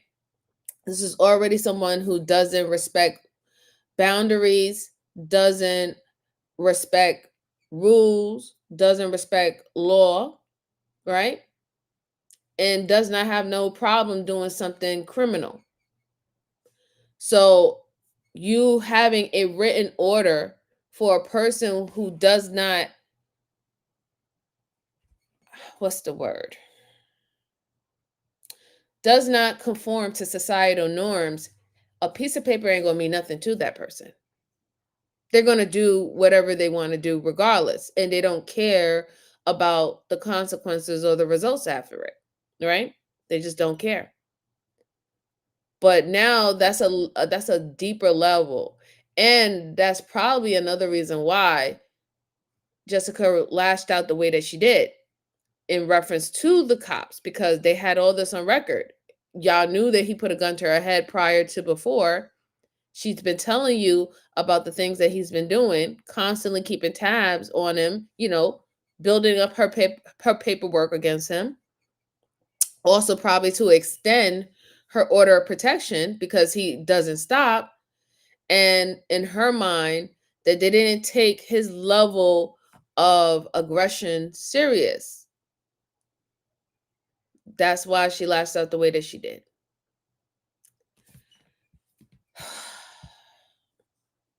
This is getting really sad. That's called I'm trying to get answers. I haven't received any phone calls from anybody. I haven't heard from my daughters. I don't know anything about my granddaughters. I don't know why nobody has contacted me. The only thing I know is that I want justice. Thank you so much, and Candy. I want truly appreciate you. everybody to please find Joseph Castrena. Reports state that the children shared by Joseph and Jessica had been removed by Child Protective Services just a day before the killings. Could this have been the triggering mechanism that ignited the situation? So where had Joseph gone? He headed north away from the scene of the crime, but could be headed south, much further south, perhaps to Texas to grab his children. Could he be headed to Mexico, where he had family and had just been the prior year before to attend his grandfather's funeral? Both seemed like a long shot for a man who had not just left behind his vehicle, but also his shoes. Inside the Hummer was also found his wallet with his ID, debit card, and 2 credit cards. Joseph had few resources to run on. As news stories and word of mouth went through the Aurora and Denver metro areas, tips started coming in to the Aurora Police Department. One of the first and best leads was from a cousin of Joseph's named Joel. He told police that early in the morning of the killings, Joseph had knocked on his bedroom window asking for help. Joel said he knew something was wrong, and after seeing the man at the home's front door, he refused to let him in after being asked if he could stay there for a while. Joel said he provided Joseph with a pair of green sneakers, and Joseph left, saying that Joseph just kept saying that he had effed up and that he seemed high on some kind of drug. Joseph had traveled miles away on a night when temperatures were at freezing with no shoes, completely undetected. He had to have an accomplice giving him a ride. The investigation turned to Joseph's two brothers. While his older brother had an alibi for that night, Joseph's younger brother, Juan Angel Castorena, was avoiding contact with the police. Eventually, he was brought in for questioning. Juan, as it turns out, had given Joseph not just a ride away from the crime area, but also to Jesus' house and then to neighboring Denver, where he passed the man off as his cousin, Carlos Flores. Juan would be arrested and charged with accessory after the fact with 4 murders. FBI and other law enforcement officers would then descend on Flores's place of work after receiving a tip that the man had been talking about how his cousin had just killed 4 people. Flores was arrested and would tell investigators that he had attempted to pass Joseph off to other family members, but they wanted no part of it. He had finally dropped the man off in the middle of the night near a school with a couple of blankets and a handful of cash, whatever Juan had available at the time. He had no idea where Joseph was headed or how he would get there. Flores would also be charged with accessory after the fact for assisting in the getaway. It would be nearly a month and a half before the work between the FBI and Mexican Immigration Service and the federal police began turning up clues and putting together a trail for Joseph. Rumors placed him in Zacatecas state in the center north of Mexico. It is very likely that he tried to make contact with family members in the area, who then not only turned him away, but also alerted local police. At the family funeral for his grandfather a year earlier, it is said that Joseph not just alienated himself from his cousins and more distant family members, but outraged many of them. He was not a liked man, and he was finding no safe harbor. Joseph then moved even further south into an even more rural part. So it seems that Joseph has a problem. And this is not a problem to give him an excuse, but it seems that Joseph has a problem. This is something that also stemmed from not only his relationship with Jessica, but he seemed like he had a problem in reference to his family in totality. He wasn't close to any of his family members. And his family members back in Mexico was very weary of him. They didn't like him. They probably looked at him with all the tattoos and all the stuff like that. You want to be a gangster, you want to be a thug. That's what they thought. We don't accept that. No, no, no, no, no, no. Right. And they was like, we're gonna disown you. Right. We're not gonna you're not, you're not family. You know what I'm saying? You have no, you have no safe haven with us. And it was unfortunate, it's unfortunate that Flores got himself fucked over by helping him. I know why he helped him. I understand it. I get it. But he, if you even had any inkling that he unalive people and he, you want to do the right thing, right? You want to do the right thing because now look at you. You're an accessory to helping aid a person who committed a crime getaway, right? You gave him homage. You put him up, you held him up. You kept the police officers and the detectives across states and country, it seems. You kept them from actually finding this dude, right? And giving justice, or him going through the court process and getting due diligence. And this is how they're looking at it. And that's why he had to pay the cost for assisting in that way. But I do understand, right? I mean, a lot of people do a lot of things for their family members. And it takes very strong people, strong in character, strong in integrity, strong in morals to do something outside of your biased nature and state. And what I don't know, how more can you be biased than holding down your loved one, someone that you love and you care and you cherish when they're wrong and right. And we all have it. We all have probably done it. And we're all probably still doing it today. But those are the prices that you pay, and it definitely is. But now it seems like he's trying to hit all the way down to the end of the country. And he feels that if he goes out of the jurisdiction where the U.S. has networking abilities with the jurisdiction down in that country, that he's scot-free. And that's what he's trying to do right now at this point. But let's go on. Let's see if he makes it there or does he get caught. Of Mexico, entering the state of Aguascalientes. The 5'4", slightly built man with a large lion's head tattoo on the side of his neck stuck out like a sore thumb, and he caught the attention of local police in no time. And they caught him on December 10th, 2022. Llevó a cabo la detención de la persona de nombre Joseph Mario Castorena. The chase was over. Joseph was in custody. Soon he may be extradited back to the United States, to Phoenix, Arizona, and turned over to the Maricopa County Sheriff's Office to be held until he could be extradited again to Colorado. Investigators from the Aurora Police Department would fly down from Colorado in the meantime in an effort to interview Joseph. I know it's been a long day, probably for you as it is us. Are you cool with talking to us? I am. But I feel more comfortable with attorneys. Okay. Do you have an attorney? No, I would like to get one. Okay. Yeah, I get that. I'm trying to figure out, because right now you're here, you have a federal hold. The hold would be here to and go to Colorado, or how would that work? Yeah, go back there. Yeah. So I don't know if you would, I don't honestly know really how that works. You have to get, I don't know if it's a federal attorney and then you'd get a state public defender. Okay. So, okay. Yeah. Yeah, and obviously we came from Colorado. I'd really like to hear, your side of the story. We talked to quite a few of your family members. Yeah, man. So, from what I see in the news, it's totally different on my side. Right. How things happen. Right, okay. And you don't want to? No. It's my understanding you already have been. Have been talking about what's going on. Somewhat. You just don't want to tell us, or what? Well, I would feel more comfortable with an attorney, to be honest. It's just the way I'm feeling.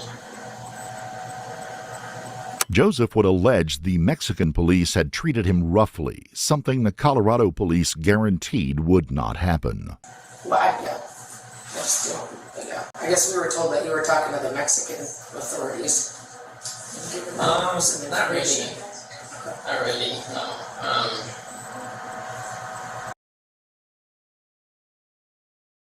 I'm going to let you know a little secret. Even though I don't believe that any person who is a suspect or anything like that deserve to get harm or whatever not, but I'm telling you, that is the last thing that is on the police officer, the community, or the judge damn mind, that you got roughed up a little bit after you try to flee after committing a homicide. Sir, nobody gives a damn if somebody punch you or scruff you up a little bit, okay? Like, you are not a victim. I'm just saying that. Even though I do not believe that someone should be harmed and injured and stuff like that, even when they do commit a crime. But If you get knocked, if you buck, it is what it is. Let's go. They're a little more brutal, so. Well, you're shaking like a leaf here. Yeah. You know nobody's going to beat the shit out of you in Phoenix, Arizona, so I don't know. What? I said nobody's going to beat you up here. Oh, no, I know. I was shooken up and just was passed out of there. I haven't slept, so. Honestly, just 2 hours sleep. I haven't slept since, we'll say, Saturday that I woke up in the morning. I slept at all, so. Yeah, the Mexican police did rough me up a little bit, so. They're not very nice. It's an understatement. Alright, well, like I said, nobody's going to beat you up here, so if you don't want to talk, that's kind of where we're at. It would take nearly 2 years before Joseph would come before a jury and be found guilty of 4 counts of first-degree murder and 1 count of attempted murder. In September of 2024, he would be sentenced to 4 life sentences for his crimes. 4 lives lost, 4 children's lives shattered irreparably, and 2 families broken by these events. It's easy to argue that the protective order that had been granted was as flimsy as the paper it was printed on. But the law in cases of domestic violence often leaves the hands of police officers and judges tied in these complicated and contentious cases.